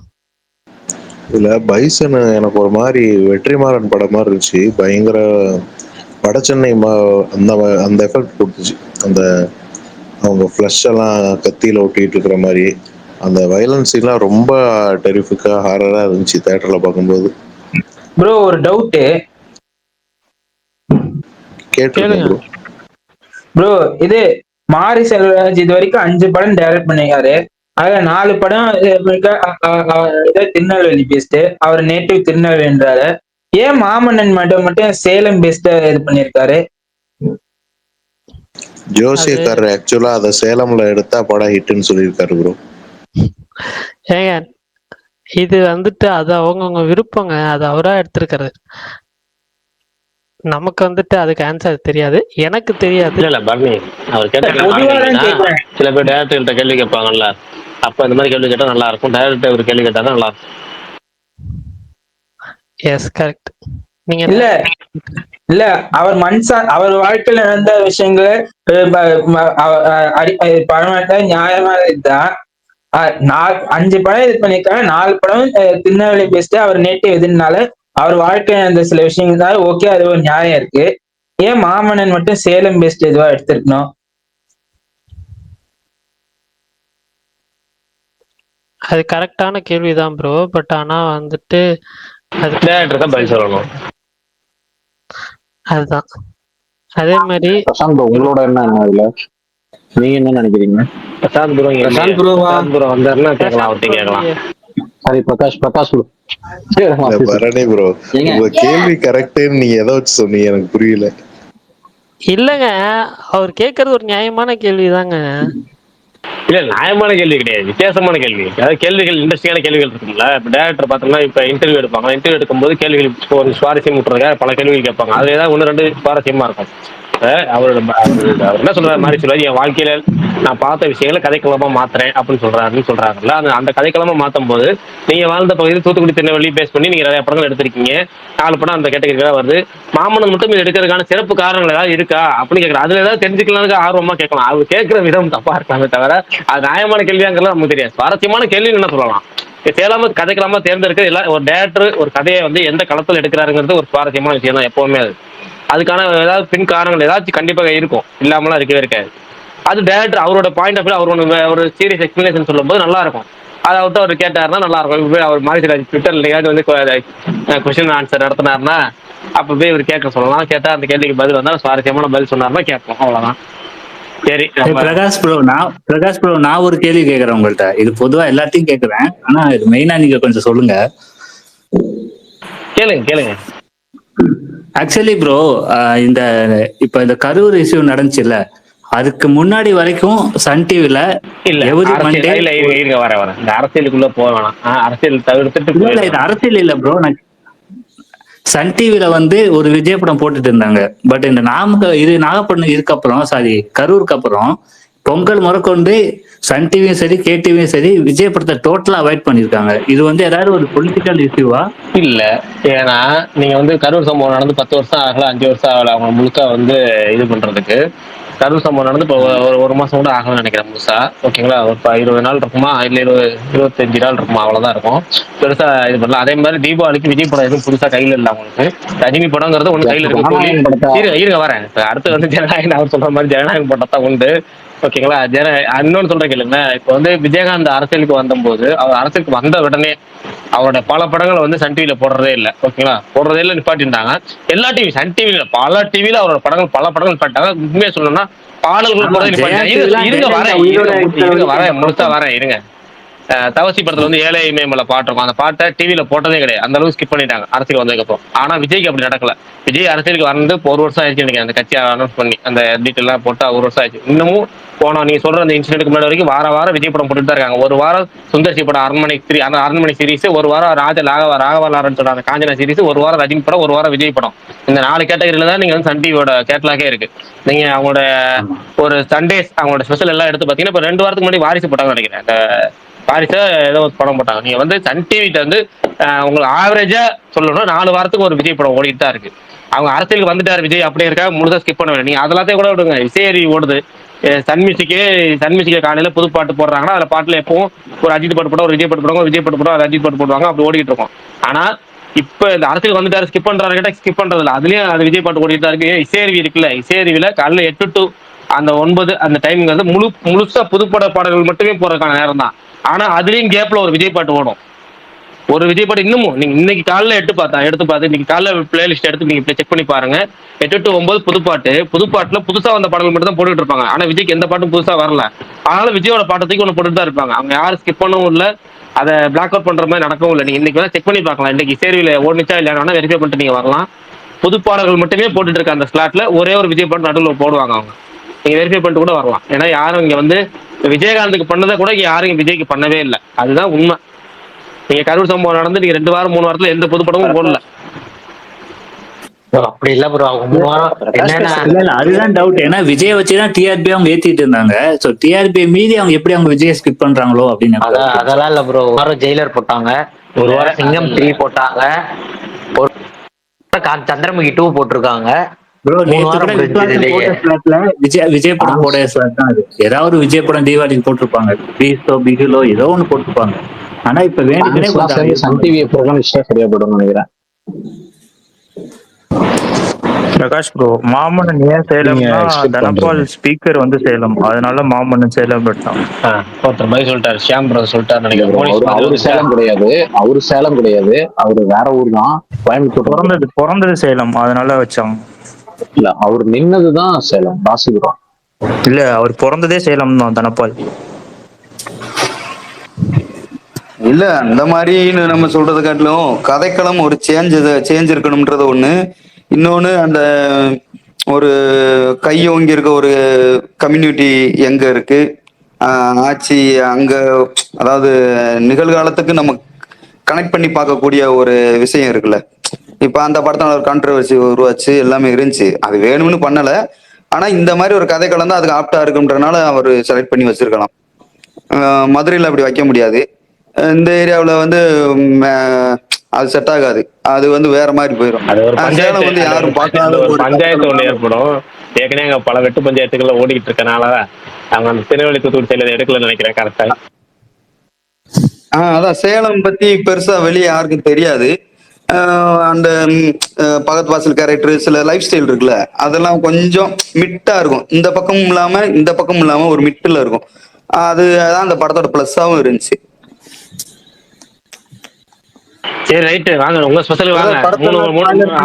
அதான் உங்க ஸ்பெஷல் வாங்க. இந்த 3 படம் ரிலீஸ் ஆயிருச்சு, ரிவ்யூ வாங்க. வித் ஸ்பாயிலரோட தாராளமா பேசலாம். நீங்க வந்து ஸ்பாயிலர் இருக்குங்களா? அதான் ஸ்பாயிலரோட பேசலாங்கிறேன். நீங்க என்ன வேணாலும் பேசலாம் இன்னைக்கு. ஓகே. டியூட் மட்டும் தான் பார்த்தேன் பிரதர், மற்ற 2 படமும் பொறுமையா பார்க்கலாம்னு விட்டேன். டியூடு அந்த வைப்புக்குரிய படம்னால டியூடுக்கு போனேன் தீபாவளி அன்னைக்கு. செம்மையா இருந்துச்சு ஃபர்ஸ்ட் ஹாஃப். எல்லாருமே சொன்ன மாதிரி ஒரு இன்டர்வலுக்கு முன்னாடி ஒரு 20 நிமிஷம்லாம் தாறுமாறு. ஒரே ஒரு நிமிஷம், தப்பா நினைக்காதீங்க. நீங்க இப்படி சொல்லலாமா ரிவ்யூவை? அவர் முழுக்க சொல்லணுங்க, அவர் முழுக்க சொல்ல விடுங்க. இல்ல ஆக்சுவலா அது எனக்கு, அதாவது ஒரு வைப்ல படம் பார்க்கணும்ன்ற ஒரு மைண்ட் செட்ல போயிட்டேன். ரிவ்யூ எல்லாமே வந்தாலும் அதை அஃபெக்ட் பண்ணாத அளவுக்கு இருந்துக்கிடுவோம் படம் பார்க்கணும் போனால நல்லாவே இருந்துச்சு. அந்த செகண்ட் ஹாஃப் அது இதுண்டு அந்த ஒரு 7 நாட்கள் இந்த மாடர்ன் டே ஷாஜகான் அது என்ன சொன்னாலும் அது ஓரக்கால ஒளிஞ்சு இருந்துச்சு. ஓஹோ ஏண்டி உடனே நல்ல வேண்டு நம்பிக்கை இப்படி வேற செஞ்சிருக்கியான்ற ஒரு மென்டாலிட்டியிலே தான் படம் பார்க்க வச்சாங்க. மமிதா பாவம் ஒரு பச்சை மணி அந்த மூஞ்சியை நான் ஆரம்பத்துல இருந்து ஒரு மாதிரியாவே பார்த்தேன். ஐயோ தங்கப்பிள்ளை என்னமோ செஞ்சு வச்சிருக்காங்க போல அப்படின்னு. அதே மாதிரி செஞ்சு வச்சுட்டாங்க. மற்றபடி அந்த சரத்குமார் போர்ஷன்ஸ் ஃபுல்லா பயங்கரமா இருந்துச்சு. அந்த டைமிங்ல மியூசிக் பிஜிஎம் பிச்சு விட்டுருந்தேன், நல்லா இருந்துச்சு. ஓப்பனிங் சீன்ல இருந்து ஒரு கோர்வையாவே படம் போயிட்டே இருந்துச்சு. செகண்ட் ஹாஃப் வந்து இங்க இருக்க எல்லா மாதிரி தான், அது ஏத்துக்கிற அதை பிரகாஷ் ப்ரோ சொன்ன மாதிரி தான், அவ்வளவு மேல இல்லப்பான்ற மாதிரி இருந்துச்சு. ஓகே, ஆனா அதை கரெக்டா கன்வே பண்ணிருக்கலாம். இந்த வழிகள் இருந்துச்சு. எப்படின்னா இப்ப ஹீரோயின் வந்து அங்க போயிட்டு வராங்க, 6 மாசம் லேட்டர்ன்றதுக்கு ஒரு 8 மாசம் இல்ல 10 மந்த் லேட்டர்ஸ் கூட போட்டுக்கலாம். 6 மாசத்துல நீ இவனை மறக்க ஒரு 3 மாசம் ஆயிருக்கலாம் அந்த இதுல இருந்து ரிலீஃப் ஆக. அதுக்கடுத்து ஒருத்தன் லவ் பண்ண ஆரம்பிச்ச 3 மாசத்துல இத்தனை வருஷம் பழகினவனே போடா டேய் அப்படின்ற அளவுக்கு டீல் பண்ற அளவுக்குலாம் லவ், அதாவது சப்புண்டு அப்புற அளவுக்குலாம் லவ் வராது. அது இப்படி வந்தாலும் அதுக்குரிய ரீசன் இருக்கணும், அதை கன்வே பண்ணிருக்கணும். இப்ப ஒரு சின்ன ஒரு டைலாக் சொல்றேன் வைங்களேன். இப்ப அப்படி என்ன என்கிட்ட இல்லாத அவங்ககிட்ட இருந்துச்சுன்ற ஒரு இதுக்கு இல்ல வேற ஏதோ அந்த பிரதீப்கிட்ட பேசுற சீன்ல இப்ப நான் எல்லாம் இருந்தும் இவ்வளவு பெரிய அப்பா, இவ்வளவு பெரிய ஃப்ரெண்ட் சர்க்கிள் எல்லாம் இருந்தும் நான் அனாதை அங்க இருந்தேன். அங்க இது எதுவும் இல்லாம அவன் ஒருத்தர் அனாதை இருந்தா, 2 பேரும் ஒரு கட்டத்துல சாகலாம்னு முடிவு, ஏதோ ஒன்று சூசைட்டோ ஏதோ அட்டன் பண்றப்ப அவன் என்ன காப்பாத்தினா, ஏதோ ஒண்ணு பண்ணா. அதனால அவனுக்கு அதுக்கடுத்து அப்படி இப்படி ஒரு சிம்பதி ஆகி நான் லவ் பண்ணிட்டேன் அப்படின்னு கூட ஒரு டைலாக்காவோ ஏதாவது ஒன்று வச்சிருக்கலாம். அந்த சுதாகரோட இருக்க பையன் அவன் சொல்லுவான்ல, அந்த சோத்தை திங்கிறியா வேற திங்கிறியான்ற, அவன் வந்து அந்த அவன் சொல்ற மாதிரி தான், அவன்கிட்ட என்ன குவாலிட்டி இருக்குன்னு நீ லவ் பண்ணன்னு கேட்பேன், அவன் லவ் பண்றான் அப்படின்னு கேட்பேன். அதுதான் ஆடியன்ஸுக்கு இருந்துச்சு. அந்த மெட்டீரியல் அப்படி அவன் அந்த ஹீரோவை காட்டில் எந்த வகையில அவன் பெட்ரு, ஏதாவது ஒண்ணு இருக்கணும்ல. பிரதீப் லவ்ன்றது காதலுக்கு கண்ணு இல்ல எதுவும் இல்ல, அது அந்த காலம். இந்த டைமும் அப்படித்தான் இருக்கு. பிரதீப் லவ் பண்ற வரைக்கும் அந்த இது ஓகே. அந்த பையன் ஒருத்தவனை லவ் பண்ணி வர்றப்ப வந்து ஏதாவது ஒரு பர்டிகுலர் ஸ்ட்ராங்கான ஒரு ரீசன் இருந்திருக்கணும். அதே மாதிரி அவ ஆஃப்டர் மேரேஜ் வந்து இந்த பாஸ்போர்ட் எடுக்க போறப்ப வந்து 2 months இதா இருக்கும்னு சொல்றப்ப அது ஏத்துக்கவே முடியல.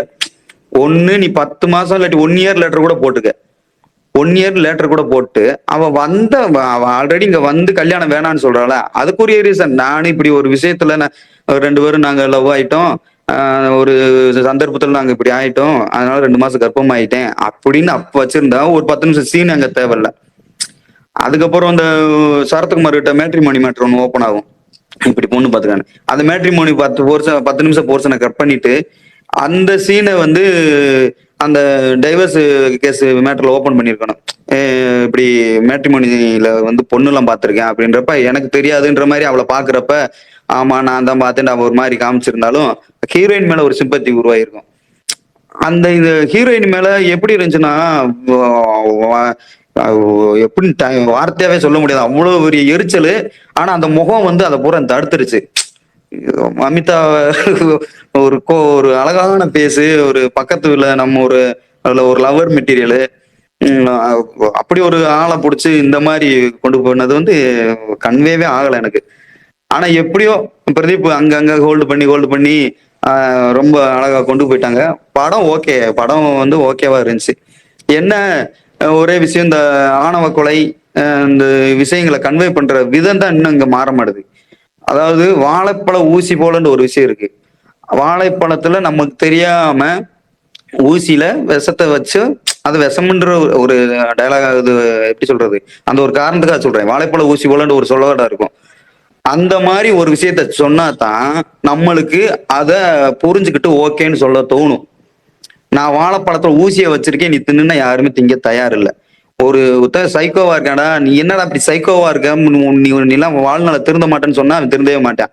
நீங்க கொஞ்சம் கோவத்தை குறைச்சிக்கீங்க, கொஞ்சம் இது பண்ணுங்க அப்படின்னா தான் அவன் திருந்துவான். அந்த ஆணவ கொலை விஷயம், இந்த ஜாதிய விஷயங்கள் இருக்குல்ல, அதை வந்து இப்ப மாரி செல்வராஜ் சொல்ற விதம் இருக்குல்ல, அந்த இது எனக்கு ஓகேவா படுது. நானா இருக்க வரைக்கும், நீங்களா இருக்க வரைக்கும் எதுவும் மாறாதுன்னு சொல்றாப்புல, அதான் சமூகத்தை சூப்பரா மாத்தும், நம்மளுக்குள்ள கற்பனையை உருவாக்கும், ஒரு கற்பித்தலை உருவாக்கும். அத அந்த மாரிசல் ராஜ படங்கள்ல சண்டை இருக்கு, எல்லாமே இருக்கு, எடுத்து சண்டை போடுறான். ஆனா அதை கடைசியா நம்ம கிட்ட ஒரு கன்வே பண்றான்ல, இல்லங்க நீங்க இப்படி நினைக்கிறீங்கல்ல, அது மாறணுங்க அப்படின்னு சொல்றப்ப இவன் திருந்துறதுக்கான ஒரு வாய்ப்பு இருக்கு. மனசுல சின்ன ஒரு மாற்றம் ஏற்பட வாய்ப்பு இருக்கு. இந்த படத்தை பொறுத்த வரைக்கும் நீங்க இந்த ஹானர் கில்லிங் சம்திங் இருக்குல்ல, அதை வந்து இந்த கோர்ட்னு தெலுங்குல ஒரு படம் வந்துச்சு.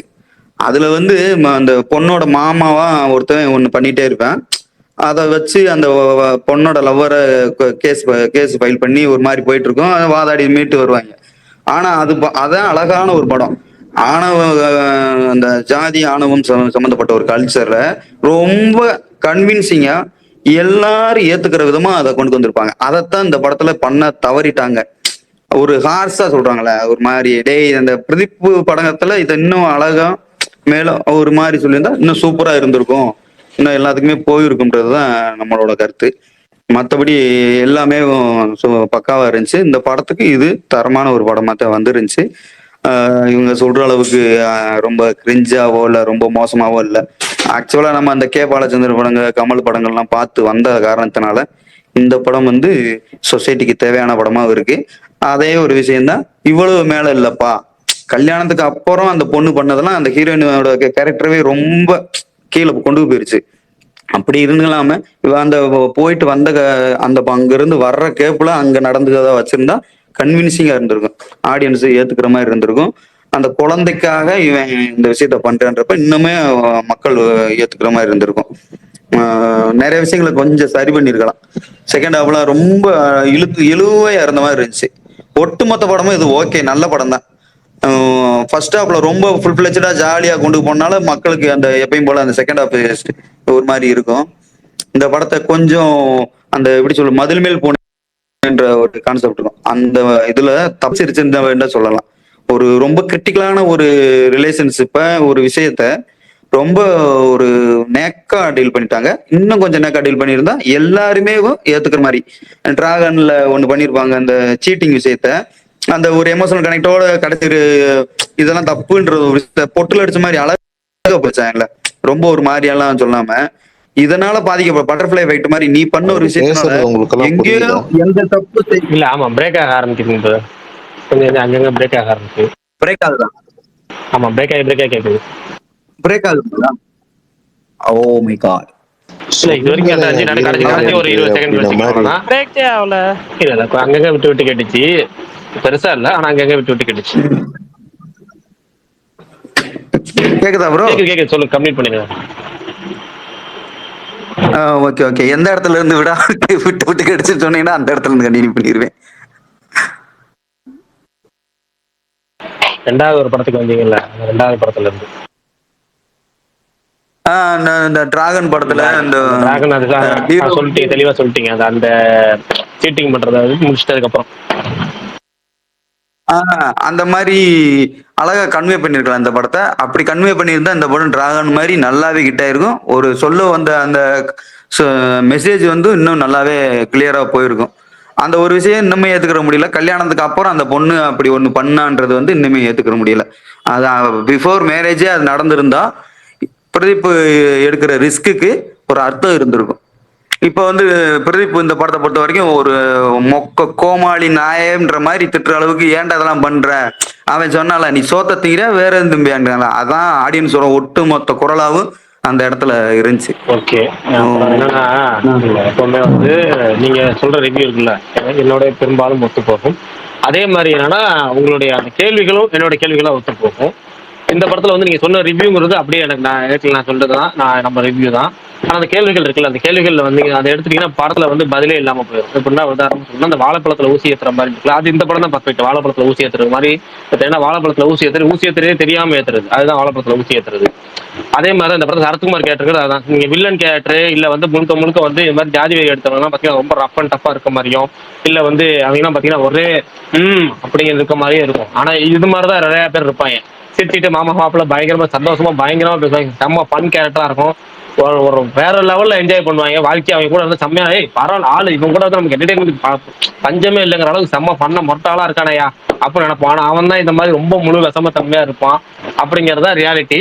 அதனாலதான் இந்த மாதிரி படத்துல இந்த மாதிரி ஒரு கேரக்டர் வச்சு அதை அப்படி ஏத்துறதுதான் எனக்கு தெரிஞ்சு அது பர்ஃபெக்ட் இதா தெரிஞ்சிச்சு. ஏன்னா இந்த விஷயத்துல இது மாதிரி தான் சொல்லுவாங்க. அவனை முழு வில்லனா காமிச்சா நமக்கு அந்த கேரக்டர் இருக்குல்ல 100 படத்துல பார்த்த மாதிரி தான் இருக்கும்.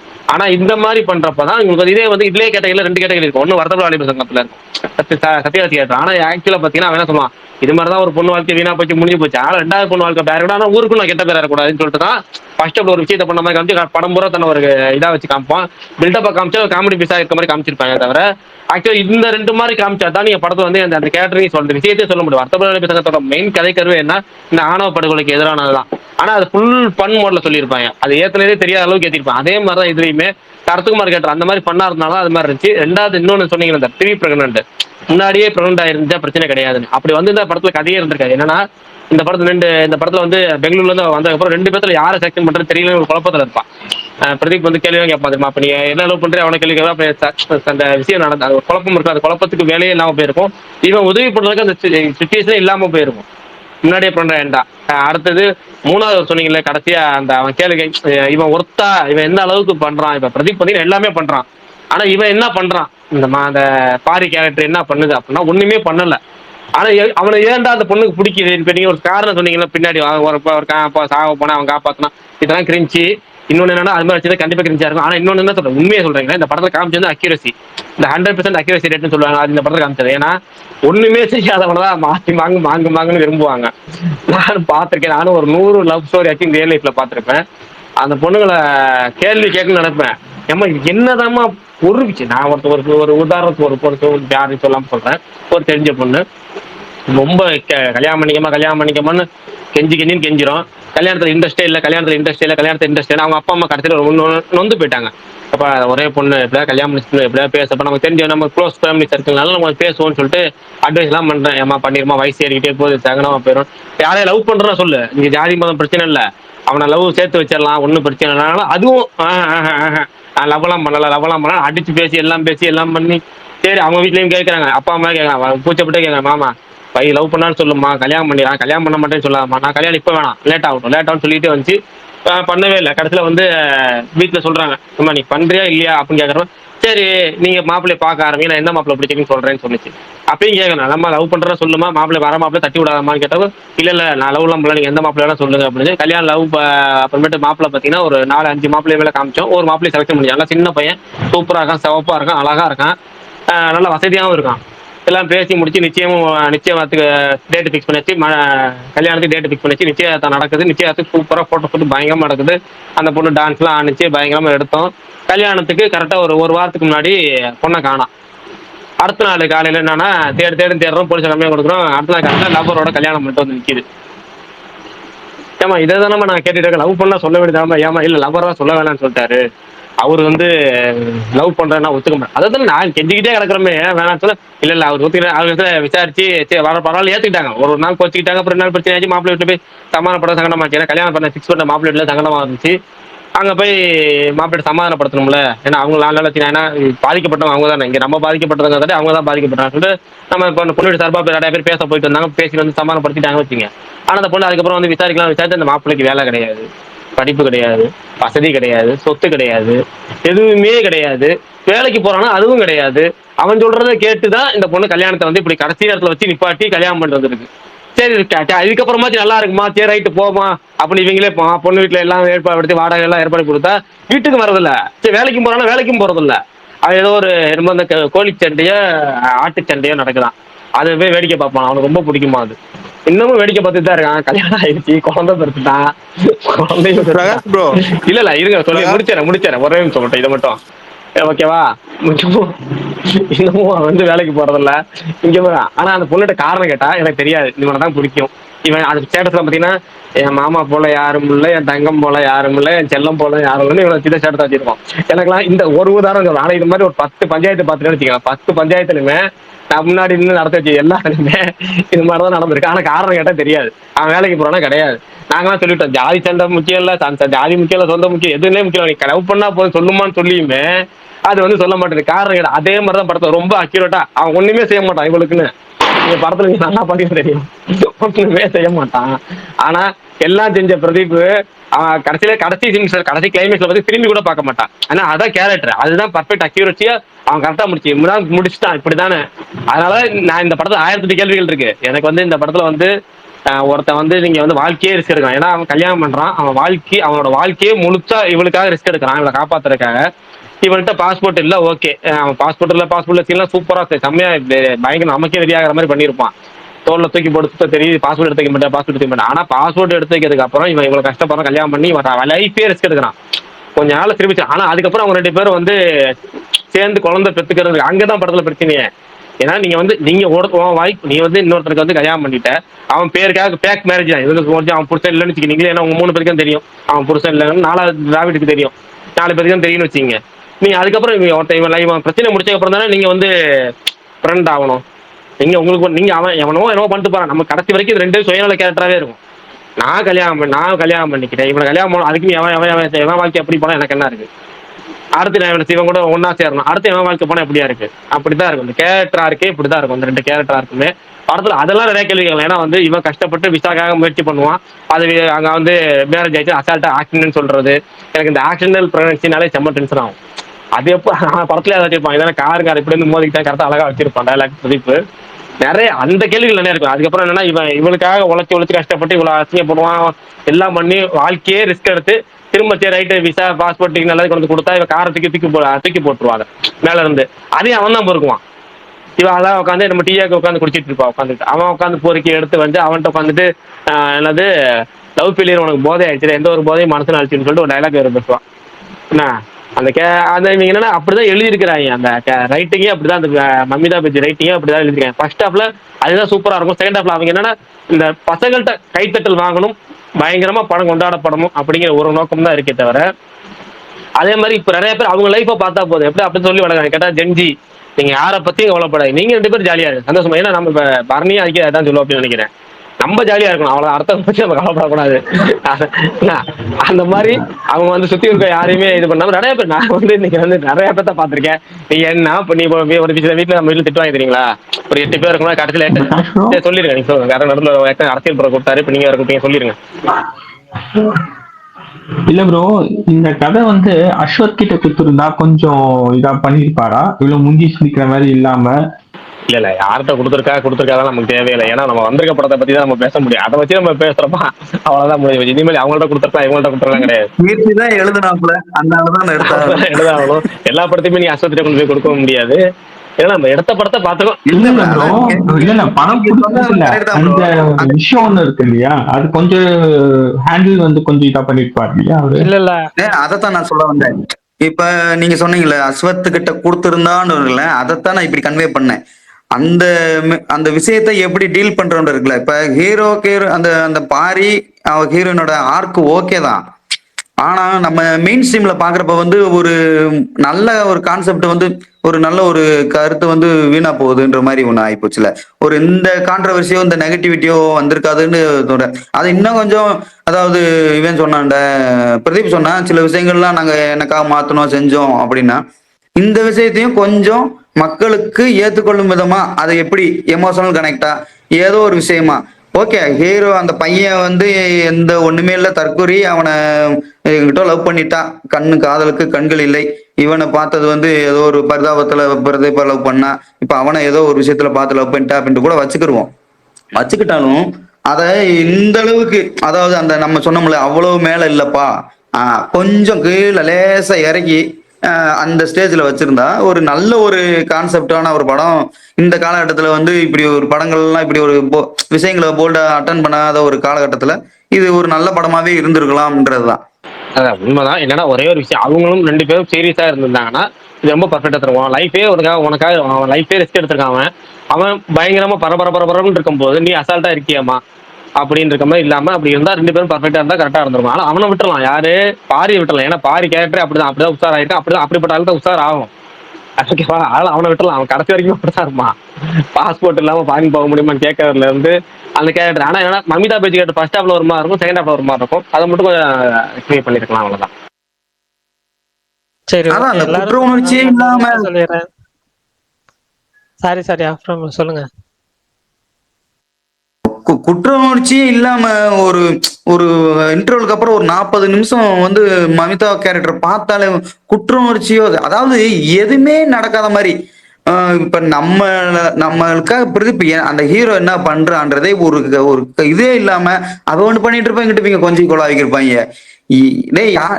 அதாவது ஒரு குழந்தை திருமணம் தான் அது. அவன் அங்க உசுரை கொடுத்துக்கிட்டு அவ்வளவு இது மல்லு கட்டிக்கிருப்பான். இவங்க அசால்ட்டா சர்வசாதாரணமா அத வந்து இல்ல இதுல ஒண்ணு இருக்கு. ஒருத்தர் அன்னைக்கு படம் ரிவ்யூ பண்ற அன்னைக்கு நம்ம ஸ்பேஸ சொல்லும் போது ஒருத்தர் ரிப்ளை பண்ணியிருந்தாரு, இன்னொரு டிஎம் பண்ணியிருந்தாரு. என்னன்னா வந்து அதான் அந்த பொண்ணு சேர்த்து வைக்கிறது இல்லைங்க. அதாவது எப்படின்னா அந்த பொண்ணு வந்து மமிதா பேஜ் வந்து இவனுக்கு வந்து கல்யாணம் முடிச்சு தானே போவேன்னு சொல்லுது. அது வந்து உடனே ஃபாரின் போயிடல, அது கரெக்டான சீன் தானே அப்படின்னு கேட்குறேன். நான் கேட்கறேன், அதுல அது ஸ்பாய்லர்னால பேசல, நீங்க சொல்றேன். அதுல ஒரு டவுட் மட்டும் இருக்கு. இப்ப வந்து டிராவிட் வந்து அவன் உன்னை லவ் பண்ணா அப்படின்னு சொன்னதுக்கு அப்புறம் தான் உனக்கு இது சொல்றான். அப்ப அவன் உன்னை லவ் பண்ண, நீ ஆசைப்பட்ட பையன் உன்னை லவ் பண்ணலன்னு சொன்னதுக்காக இவ்வளவு நாள் அவனை பழி வாங்கினியா? இப்ப லவ் பண்ணான்னு தெரிஞ்சதுக்கு அப்புறம் நீ அவனை வந்து இது பண்றியா, அவனுக்கு சேர்த்து வைக்க நினைக்கிறியா, அவனுக்கு ஒரு லவ் செட் ஆகும்னு நினைக்கிறியா? அப்ப உன்னை லவ் பண்ணலன்னா அவன் கஷ்டப்பட்டாலும் பரவாயில்ல, அவன் அசிங்கப்பட்டாலும் பரவாயில்ல, துக்கப்பட்டாலும் பரவாயில்ல, துயரப்பட்டாலும் பரவாயில்ல, அவன் கேவலப்பட்டாலும் பரவாயில்ல, நீ பாட்டு பாயும் போயிட்டே இருப்பியா? அப்போ நீ லவ் பண்ணா மட்டும்தான் நீ அவனுக்கு வந்து ஹெல்ப் பண்ணுவ. அப்ப நீ இல்லைன்னா நீ ஹெல்ப் பண்ண மாட்டேன். ஹெல்ப் இல்ல ப்ரோ, அது ஹெல்ப் இல்ல ப்ரோ. அவங்க வந்து அங்கிட்டு போன பிறகு கில்ட்டி இல்லாம வாழணுமா? கில்ட்டி இல்லாம நம்ம வந்து நம்மளுக்கு உதவுனவருக்கு கைமாறு பண்ணி அவரை கரை சேர்த்து அப்படியே சுகவாசியை விட்டுட்டு தான் வந்து நம்ம சந்தோஷமா இருப்போம் அந்த கில்ட் இல்லாம வாழணும்னு போறாங்களாம். அந்த ஹெல்ப் பண்ற சீனே எனக்கு பயங்கரகாண்டு. ஏய் வேணாம்டா, எல்லாம் ஒவ்வொரு மயிலோட உச்சிலும் கோவம் இருக்கும் உன் மேல, இதுல நீ இதெல்லாம் பண்ணாதடின்ற மாதிரி தான் இருந்துச்சு. அவனுக்கு பண்ண தெரியாதா? பிரதீப்புக்கு பூசா லவ் பண்ண தெரியாதா? இவ விளக்கு பிடிக்கிறாளாம் பொண்ணு பார்த்து வச்சு. அந்த எபிசோட எனக்கு அப்படியே காண்டோட உச்சத்துல இருந்துச்சு. அதத்தான் கில்ட் இல்லாம அவங்க போகணுமா ப்ரோ. அதுவும் ஒரு சுயநலமா தான் பண்ணுவா. லவ் பண்றதுக்கு அந்த அழுவால எனக்கு அந்த அழுகையெல்லாம் நீலி கண்ணீர்னு ஒரு வார்த்தை சொல்லுவாங்கல்ல, அதான் ஞாபகம் வந்துச்சு. ஏய் அழுகாதடி, தயவு செய்து அழுகாதடி. அழுகையை பார்த்தா எரிச்சலாகிற மாதிரி ஃபீல் பண்ணாத, சென்டிமெண்ட் ஆகிற மாதிரி ஃபீல் பண்ணாத, அது செட் ஆகுங்க. எரிச்சலாகிற மாதிரி ஃபீல் பண்ணிக்கிருப்பான் அந்த சீன்ல. அந்த சீன் அழகாவும் கன்வே பண்ணிப்பேன். நீ அந்த கோமாளி வேஷம் போட்டிருப்பேன் அவன் பிரதீப், நீ கோமாளி தாண்டா. தியேட்டர்ல நிறைய டைலாக் எனக்கு அந்த படம் பார்க்குறப்ப சிலர் கவுண்டர் அடிச்சுக்கே இருப்பாங்கல்ல, அந்த மாதிரி எனக்கு வாய் அப்படியே தம் கட்ட முடியாம வார்த்தையெல்லாம் வருது ஒவ்வொரு சீனுக்கும். என்னால கண்ட்ரோல் பண்ண முடியல. இன்ஸ்டாண்டா டைலாக் வருது, வசனம் வருது, வைய திட்டுறதுக்கு. அந்த மாதிரி ஒரு கேரக்டர் அது நல்லா எழுதுனானா கேவலமா எழுதுனானோ தெரியல. ஆனா திட்டி மனசுக்குள்ள அவ்வளவு. இந்த இடத்துல எனக்கு வரல நிறையாது. படம் பார்க்குறப்ப கந்தரவளமா இருந்துச்சு மைண்ட் செட்டு. எப்படியோ அதை இன்னும் கொஞ்சம் நல்லா எழுதியிருக்கலாம். இன்னும் கொஞ்சம் பெட்டரா இருந்திருப்பான். அப்புறம் உங்களுக்கே தெரியுது ப்ரோ, அது உங்களுக்கே தெரியும். எனக்கு புரியல, இன்ஸ்டால ரொம்ப ஆணாதிக்கமான நிலையோ படம் பாக்குறீங்களோன்னு தோணுது. இப்ப உங்களுக்கே தெரியுது அதை வீக்கா எழுதியிருக்காங்கன்ற புரிதல் இருக்கு. அப்புறம் ரொம்ப பர்சனலா எடுத்துக்கிட்டு அந்த பொண்ணு கேரக்டர் மேல அவ்வளவு கோவப்படுறீங்கன்னு புரிய மாட்டேது. இல்ல ப்ரோ, அந்த கேரக்டரை இன்னும் கன்வின்சிங்கா எழுதிக்கலாம்னு தான் சொல்றது. அவங்க மேல கோபம் வருதுல்ல, இது வரக்கூடாது. அவங்க நல்லா இருக்கணும்னு ஹீரோ மாதிரி நம்மளும் நினைச்சிருக்கணும்.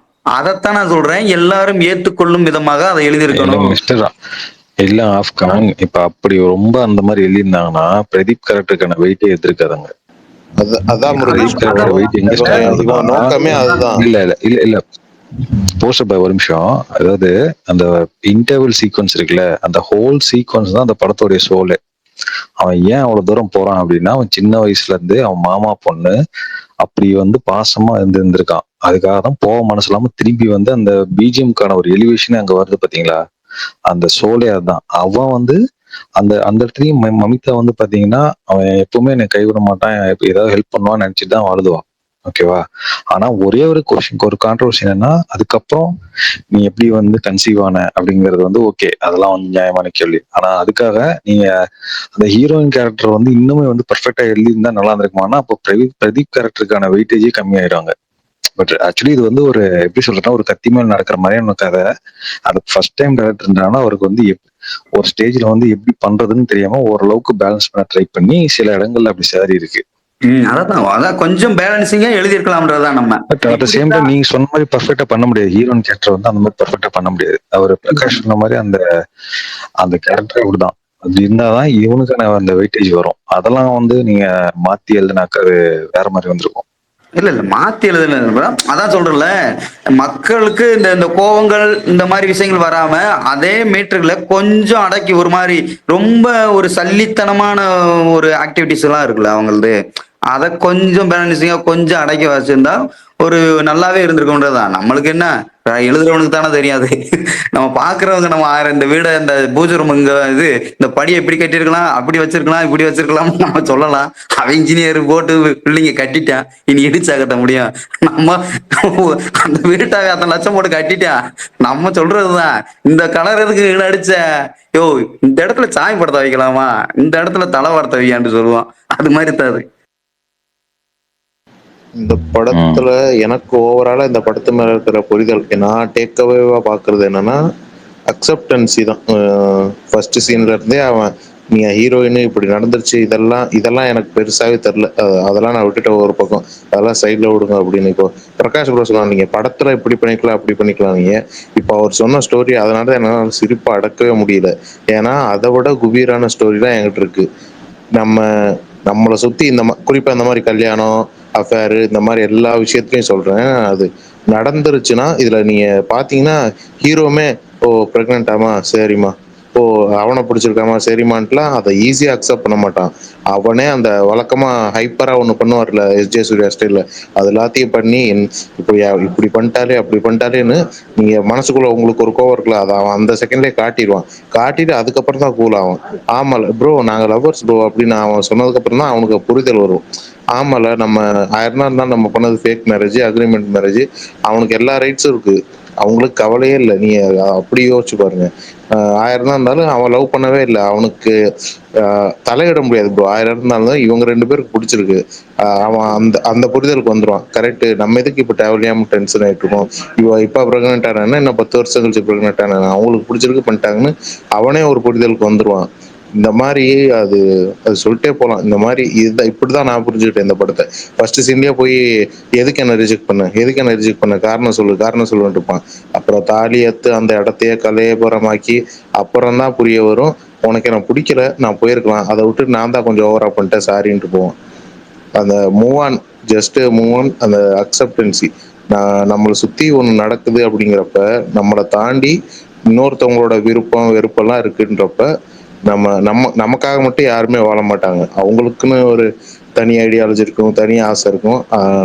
அவ்வளவுதான், கேள்வி கேட்காம 3000 ஏறணும். என்னதான் கோபம் இது அது இருந்தாலும் அதுக்காக ஒரு 5 நிமிஷம் கோவப்பட்டு இந்த படத்துல ஹீரோ என்ன பண்ணானோ அதுதான் பண்ணிட்டு போகணுன்ற மாதிரிதான் என்னோட புரிதல் இந்த படத்துல. மற்றபடி இவன் இப்படி இருக்கானே, ஐயோ இவன் அவங்க கூட சுத்திட்டு இருக்காளே இப்படி, அந்த மாதிரி பாயிண்ட் ஆஃப் வியூல நான் இந்த படத்தை பார்க்கல. ஆக்சுவலா மாவீரன் சொன்னதோட நீங்க சொல்ற மாதிரி தான் எல்லாருமே.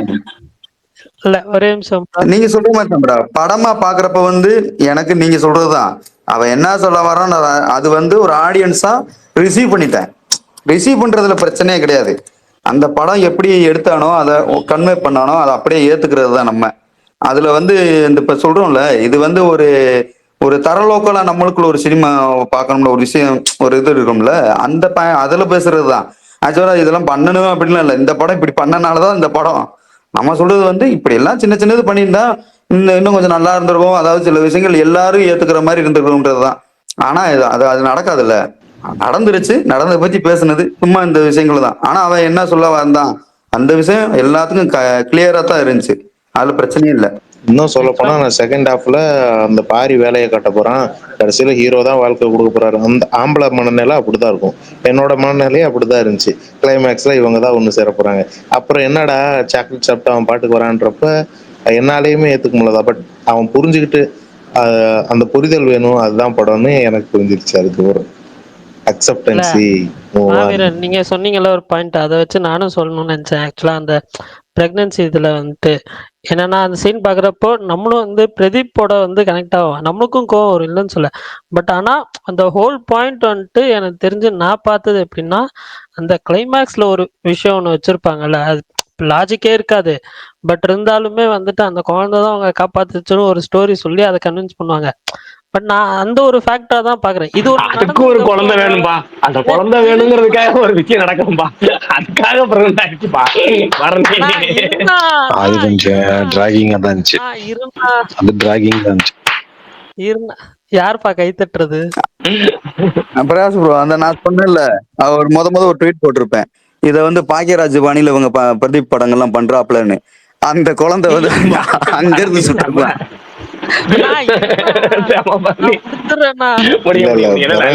பரணி ஏதோ இன்டெலெக்சுவலா ஏதோ சொல்லுவாரு. இன்டெலெக்சுவலாம் கிடையாது. நான் ஆக்சுவலா நான் எப்படி பார்த்தேன்னா, எனக்கு ஒரு படம் பாக்குறப்ப கதை அடுத்த ஸ்டேஜ் நகர்த்தி போகணும், நரேட்டிவா எனக்கு அடுத்த ஸ்டேஜ் நகர்த்தி போகணும்னு தான் நான் பார்ப்பேன்.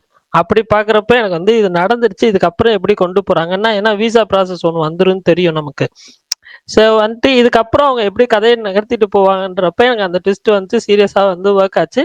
பட் அதுக்கப்புறம் கிளைமேக்ஸ்ல இவங்க அந்த இதை வச்சுதான், அந்த குழந்தைய வச்சுதான் ஹோல் இது பிளான் பண்ணியிருப்பாங்க. ஓகேவா? அந்த ஹோல் திங்கே உங்களுக்கு ஃபைனல் ஆக்டே ஃபுல்லா குழந்தைய வச்சுதான் இருக்கும்.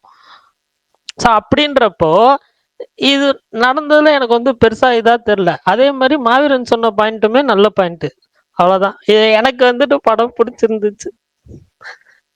ஆனா அது மாவீரன் சொன்னது ஒரு பாயிண்ட் என்னன்னா, ஃபர்ஸ்ட் கேர்ள் ஃப்ரெண்ட் இதானது அது அக்செப்டன்சி. ஆனா இவன் மந்த்ட் என்னன்னு கேட்டீங்கன்னா, அது அக்செப்டன்சியை விட அவங்ககிட்ட ஒரு கில்ட் இருக்கும். என்னன்னா ஃபர்ஸ்ட் வந்து என்கிட்ட வந்து நான் அவ உள்ள லவ் வச்சிருந்த மேல நான் வந்து அதை உதாசீனப்படுத்திட்டேன், புரிஞ்சுக்கலையே அப்படின்ற அந்த ஒரு சின்ன ஒரு கில்ட் இருக்கும். அதனால அது ஒரு இதை வந்து அவன் ஒரு ஆப்பர்ச்சுனிட்டியா எடுத்துக்கலாம். இன்னவே அவன் வந்து இந்த மாதிரி ஒரு ரிஸ்க் எடுக்கிறத வந்து அவர் ஆப்பர்ச்சுனிட்டியா எடுத்துக்கிறான். என்னன்னா நான் எவ்வளவு லவ், இப்ப வந்து நான் உன்னை புரிஞ்சுக்கிட்டேன், நான் எவ்வளவு லவ் பண்றேன் பாருன்ற காட்டுறதுக்கான ஒரு ஆப்பர்ச்சுனிட்டி எடுத்துட்டான். பட் அதையும் தாண்டி நிறைய இடங்கள்ல வந்து அவனுக்கு டார்ச்சரஸா இருக்கும், அதையும் வந்து வெளிப்படுத்திருக்காங்க கேரக்டர். அதை தாண்டி வந்து அந்த சாங் வருதுல்ல, அப்பப்போ அந்த பிஜிஎம் இருக்கா வந்து அதுலயே அந்த இதை வெளிப்படுத்துறோம். ஓகே, அந்த கில்ட்டை வந்து இங்க அட்ஜஸ்ட் பண்ணலாம் அப்படின்ற ஒரு இது இருக்கு அதுல. நாட் அது அக்செப்டன்ஸ்ன்றதை தாண்டி அது ஒரு கில்ட் இருக்கு அவன்கிட்ட, அதை நான் வந்து இதை வச்சு நான் சரி பண்றேன் அப்படின்ற மாதிரி. ப்ரோ இந்த அர்ஜுன் தாஸ் வாய்ஸ்ல பேசுறது யாரு ப்ரோ? அவர் பேர் என்ன ப்ரோ? முருகேஷ். Okay okay. சரி, ஒன்றும் இல்லை ப்ரோ, நல்லா இருக்கும்ல வயசு, அதனால சொல்லியிருப்பாரு. 10 மணி ஆச்சு நாளைக்கு. ஓகே. ஆமா சொன்னாப்ல இவரு ஆப்கான்ட்ட அதை மட்டும் கேட்டு போவோம். சத்தியன்றது இது கருப்பு சாங் எப்படி இருந்துச்சு அதை சொல்லுங்க, அதை சொல்லிட்டு முடிச்சுட்டு போயிடலாம்.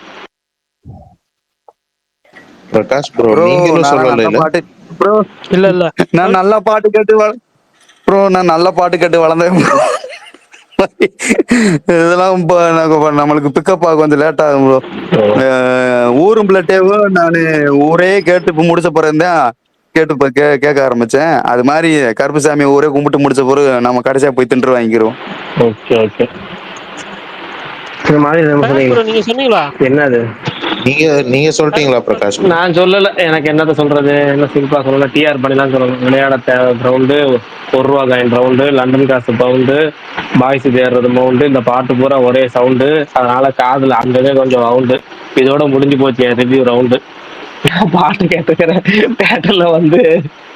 தேட்டர்ல வந்து பாட்டு வந்து வைப் மெட்டீரியலா ஆகலாம், மாசா இருக்கலாம், வைப்பா இருக்கலாம். நம்ம ஃபர்ஸ்ட் டைம் பாட்டு கேட்கறப்ப எப்படி இருக்குன்னு தெரியல. அந்த இது படிக்க பாத்தீங்கன்னா அந்த சாய் அபிங்கர் வந்து ஒரு லிரிக்ஸ் போட்டிருப்பாரு அந்த பாட்டுக்கு. அது போற வரைக்கும் எனக்கு லிரிக்ஸே புரியல. என்னமோ கேக்குது எனக்கு. நானும் ஃபர்ஸ்ட் ஒரு தடவை ஹெட்செட்டை கழட்டி போட்டு பார்த்தேன்.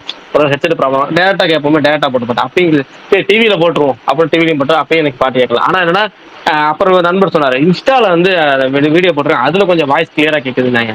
ஏன் ஒரு பாட்டை வந்து எதுல கேட்டா வித்தியாசமா இருக்குங்கிற அளவுக்கு ஆக்கிட்டாங்களே. அந்த கருப்பு டீசர் வந்தப்ப பாத்தீங்கன்னா லிரிக்ஸ் எனக்கு புரியல.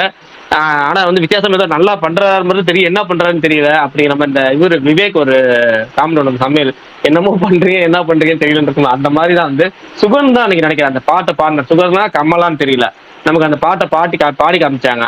மாவீரன் ஒரு தடவை பாட்டு மாவீரன் அதான் சொல்றேன், ஒவ்வொரு வாட்டி பாடி காமிச்சாங்க.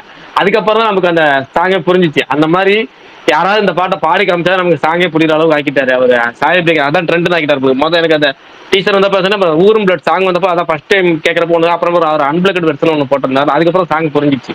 அந்த மாதிரி இது வந்து இன்னும் கொஞ்சம் போக போக புரியணும் போல இருக்கு. அது கொஞ்சம் நமக்கு ஒருவேளை பழகிருமா இல்லை புரியுமா அப்படிங்கிறதுல ரெண்டு கேட்டகரி எந்த கேட்டகரின்னு தெரியல.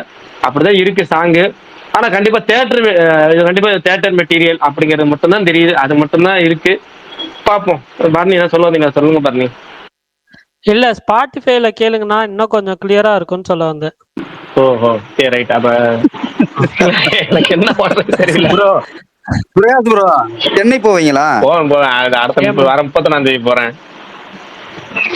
அப்ப சாய் அபயங்கர் ஆபீஸ் போய் கேளுங்க, இன்னும் கிளியரா கேட்கும். பாத்துங்க பாருங்க ரூட்டு. சரி ரைட்டு. நான் சொல்றேன் தியேட்டர்ல போட்டுவாங்க. சரி தலைவா பிரகாஷ் ப்ரோ, இன்னும் ஒரு வாட்டி அந்த டிஆரோட அந்த டெம்ப்ளேட் அதெல்லாம் ஃப்ளோல வந்துச்சு, அவ்வளவுதான் சொல்ல முடியாது. அதெல்லாம் சொன்னானே எனக்கே தெரியல. நல்லா இருந்துச்சு தலைவா. என்ன சொன்னாரு எனக்கே தெரியல. என்ன சொன்னேன்னு தெரியல, விட்டுருவோம். அந்த ஃப்ளோ போனவங்க விட்டுருணும். ப்ரோ பிரகாஷ் ப்ரோ அதெல்லாம் எழுதி வச்சு சொன்னா கூட வாய்ப்பு லாபராயிரும். நீங்க பட்டைய கிளப்பி விட்டீங்க. எனக்கு தெரியல, ரெக்கார்டு இருக்கும்ல, ரிப்ளை போட்டா முடிஞ்சுச்சு. அப்ப பாத்துக்கு கேட்டுங்க. ஐயா இந்த ஆடியோல கேக் எடிட் பண்றவங்களே, டிஆர்கே பிரகாஷ் வாய்ஸ் போட்டு ஒரு எடிட்ட போட்டுடுங்க. ஆரம்பிச்சீங்க லண்டன்னா பவுண்டுன்னு சொன்னீங்க, விளையாட கிரவுண்டுன்னு சொன்னீங்க, சாங் ஃபுல்லா ஒரே சவுண்டு. இதுதான் என்னோட ரிவ்யூ ரவுண்ட் அப்படின்னு. இதுக்கு போறதுக்கு முன்னாடி ஒரு ஆஃப் டாபிக்ல ஒரு விஷயம் சொல்றேன். இந்த பாரிஸ் பிரான்ஸ்ல ஒரு ஹைஸ்ட் நடந்திருக்கு. அது ஒரு மாதிரி ஹைஸ்ட் ஆஃப் த செஞ்சுரியா இருக்கும் போல. எனக்கு அந்த அக்ஷய்குமார் படமா பண்ணிடுவாரு, கவலைப்படாங்க. உங்க ட்வீட் பார்த்ததுக்கு அப்புறம் எனக்கே சாக்கு தான். ஏன்னா ஒரு 4 நிமிஷத்துல 7 நிமிஷம் நினைக்கிறேன். 7 நிமிஷத்துல ஒரு மிகப்பெரிய ஒரு திருட்டு சம்பவம் நடந்திருக்கு. அதுவும் பட்ட பகல்ல பைக்ல அதுங்கிறது மிகப்பெரும் சம்பவம். கண்டிப்பா ஹிந்தியில படமா எடுத்துருவாங்க. அதுவும் போறா இல்ல வந்து அக்ஷய்குமார் பண்ற கில்லாடிக்கா ஹைஸ்டா இல்ல ஹைஸ்டுக்கா கில்லாடியா அப்படிங்கிறத காலம் முடிவு பண்ணும். ஆனா தீப பிடிச்சாங்கன்னா கண்டிப்பா டாக்குமெண்ட்ரியா வர வாய்ப்பு இருக்கு, நெட்ஃபிளிக்ஸ் டாக்குமெண்ட்ரியா. ஸோ அதுக்கு தான் நான் வெயிட்டிங். எனக்கு ஹைஸ்டுக்கா கில்லாடி அதுக்கு தான் நான் வெயிட் பண்றேன். ஓகே சரி, ஓகே, முடிச்சிடலாம். பாய். நாளைக்கு எல்லாம் சரி தலைவா, நான் லிரிக் அனுப்புறேன். வேற வழி இல்ல அனுப்பி நீங்க அனுப்புனாதான் என்னமா சொல்ல வராங்க என்ன சொல்ல வராங்கன்னு தெரிஞ்சு அதுக்கப்புறம் பாட்டை கொஞ்சம் புரிஞ்சுக்கணும். பாட்டை ஒரு 3 தடவை கேட்டிருக்கேன். 3 தடவை தான் கேட்டேன். அதெல்லாம் 100 வாட்டி கேட்கணுங்க, அப்பதாங்க புரியும். தெரியல, 3 தடவை கேட்டேன், ஒன்றும் புரியல. 3 தடவை கேட்டேன். நடுவில் ஒரு மாட்டி கருப்பு சாமி சிரிப்பு வேணுமோ அது மாதிரி கொஞ்சம் மெலடியா போச்சு இல்ல, அது கொஞ்சம் மெலடிங்க, சாரி மெலடிங்க புரிஞ்ச மாதிரி கொஞ்சம் வந்துச்சு. ஆமா, ஆனா ஒண்ணு சொல்லணுங்க, விஷுவல் செம்மையா இருந்துச்சு. அவரு நல்லா செலவு பண்ணி இந்த கேமராமேன் எடுப்பார்ல, இதுலயும் வந்து பயங்கரமா பண்ணியிருக்கிறாங்க. எனக்கு என்னன்னா மாவீரன் ஒன்று சொன்னார்ல, எனக்கு அந்த செட்டப் விஷுவல்ஸ் லொகேஷன் அதெல்லாம் ஒரு மாதிரி இருக்கு. ஆனா எடுத்துக்க பாட்டு வேற மாதிரி இருக்கு. என்ன கான்செப்ட் இது? அது யாருமே பார்த்து வாக்கே பண்ண மாட்டாங்களா என்ன அப்படிங்கிற குழப்பம் இருக்கு. ஒருவேளை படமா பார்க்கும்போது நமக்கு புரியும் போல இருக்கு. சரி பாப்போம். பிரகாஷ் ப்ரோ, எனக்கு அந்த மாதிரி சாங்குக்கு ஒரு வாய்ஸ் தான் எனக்கு பிரச்சனையா இருக்கு ப்ரோ. சாய்பிங்கிற வாய்ஸ் சுத்தமா செட் ஆகல. அந்த மாதிரி சாங்க்கு நம்ம என்னன்னா அனிருத் ஆச்சும் முதல் ஒரு 8 படம் 10 படம் மத்த பாடல்களை பாட வச்சுட்டு அதுக்கப்புறம் தான் அவர் பாட ஆரம்பிச்சாரு. அதாவது அவர் நடுவில் பாடினாரு. ஒவ்வொரு பாட்டு 2 பாட்டு பாடினாரு. ஃபுல் ஆல்பம்ங்கிறது 10 பாடத்துக்கு அப்புறம் தான் பண்ணாரு. அதை இப்போ நீ கத்தி படத்துலேயே பார்த்தீங்கன்னா ஏகப்பட்ட வெரைட்டி இருக்கும். நிறைய படங்கள்ல நிறைய வெரைட்டி. சங்கர் மகாதேவன் கத்திலாம் பார்த்தீங்கன்னா சங்கர் மகாதேவன் ஹிப்ஹாப் பாதி எல்லாம் கலந்து பாடியிருப்பாங்க. விஜய் ஒரு பாட்டு பாடியிருப்பாரு. இதெல்லாம் அனிருத் கொஞ்சம் லேட்டா தான் பண்ணாரு. இவரு எடுத்த எடுப்புலயே என்ன சொல்றது, அது வேற வாய்ஸ் அனிருத் பாடுற மாதிரியே தான் தெரியும் ஒவ்வொரு வாட்டி. எனக்கு இந்த பாட்டு அந்த என்ன பாட்டு மதராசியில வந்து சாயா பேங்கர் தான் பாடினா அப்படி, அந்த சலம்பல பாட்டு இன்ன வரைக்கும் சலம்பல பாட்டு அனிருத் பாடுற மாதிரியே தான் ஒவ்வொரு தடவையும் ஞாபகம். நம்ம அந்த லிரிக் வீடியோ பார்த்தா அட ஆமால சாயா இல்ல அப்படின்னு தனியா கேட்டா 2 வாய்ஸ் ஒரே மாதிரி இருக்கு. அது வேற இவருன்னு அது எலக்ட்ரானிக்ல எதுவும் யூஸ் பண்ணி அதே மாதிரி மாத்துறாரான்னு வேற தெரிய மாட்டேங்குது. பிரகாஷ் ப்ரோ, இன்னைக்கு நீங்க ஒரு கதை சொன்னீங்கல்ல, இந்த மாதிரி கதைகள்லாம் இது பயங்கரமா எங்க ஊர்ல நிறைய நடக்கும். எனக்குலாம் சரியான கனெக்ட். அது இந்த படத்தோடயே கனெக்ட் ஆகுது பாருங்க. அந்த பொண்ணு எனக்கு இவனதான் பிடிச்சிருக்கு, அவரு என்ன விஐபி, அவரு எனக்கு சேவை சண்டை வேடிக்கை பார்க்க ரொம்ப பிடிக்குன்ற மாதிரி கேரக்டர். உண்மையாலுமே தெரியல. எனக்கு வந்து அந்த பொண்ணு அந்த பையன் அலையாம இருக்கிறதோ அந்த பொண்ணு ஏத்துக்கிறதோ இல்ல, அந்த படத்துல பிரதீப் ஆகிற கோவத்தோட நமக்கு கோவம் வருது இல்ல, அந்த மாதிரி அந்த பொண்ணு வாட்ஸ்அப் ஸ்டேட்டஸ் வைக்கிறப்ப இன்னும் பயங்கர கோவம் வரும். என்னன்னா வீட்டுக்கு வரமாட்டான், குழந்தைய பார்க்க மாட்டான். குழந்தை போனதுக்கு குழந்தைக்கு எதை தேவையான உண்மையான நியூ பார்ன் பேபிக்கு சில நீடட்ஸ் இருக்கும்ல, அதை அந்த பொண்ணு ஒத்த பொண்ணு செஞ்சுட்டு இவன் கூட வந்து பார்க்க மாட்டான். திடீர்னு உடம்பு சரியில்லைன்னா அவங்க அப்பா அம்மாட்ட போய் நிக்கிது அந்த பொண்ணு. அவங்க அப்பா அம்மா போய் ஹாஸ்பிட்டல் கூட்டு போறாங்க, எல்லாம் குழந்தைக்கு எதனாலும் அது செய்யுது. ஆனா இவன் எதுவும் செய்ய மாட்டான். ஆனா வாட்ஸ்அப் எடுத்து பாத்தீங்கன்னா 3 வரும். நான் வேற அது அப்பப்போ பார்த்து தொலைஞ்சிருவேனா, நான் எப்பவும் வாட்ஸ்அப் ஸ்டேட்டஸ் பார்க்க மாட்டேன். வீட்டுல இந்த கரண்ட் போச்சுனாலோ இல்ல ஆஃபீஸ்ல இருக்கும்போது ஃபுல் டே ஷடவுனால வாட்ஸ்அப் ஸ்டேட்டஸ் பார்ப்பேன். அந்த அளவுக்கு கரெக்டாக எடுத்த மாட்டோம். அவன் தான் எல்லாம், அவன் தான் உலகம், அவன் தான் மாமா, அவன் தான் தங்கொண்ணு. இதை அம்மா அவன் எனக்குலாம் ஒன்னே ஒன்று தெரியும், அவன் சூரியவம்சம் சரத்குமார் மாதிரி ஆயிட்டானா எனக்கு சந்தோஷம்.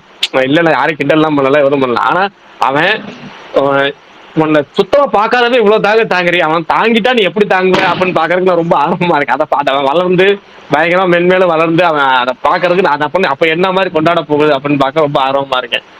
இது இல்ல, இது ஒண்ணு உதாரணம். என்ன பாக்குறது பூரா 10மே அப்படிதான் இருக்கு உதாரணம். என்ன சொல்றீங்க? அது டெய்லி ஒரு கதை சொல்லலாம், சொல்லுவோம். ஒரு நகைக்கடை கதை ஒண்ணு இருக்கு, நகைக்கடை கதை அப்புறமேட்டு சொல்றேன். இன்னொரு நாள் மணி 10 முடிப்போம். Bye. Bye bye bye. Thanks all.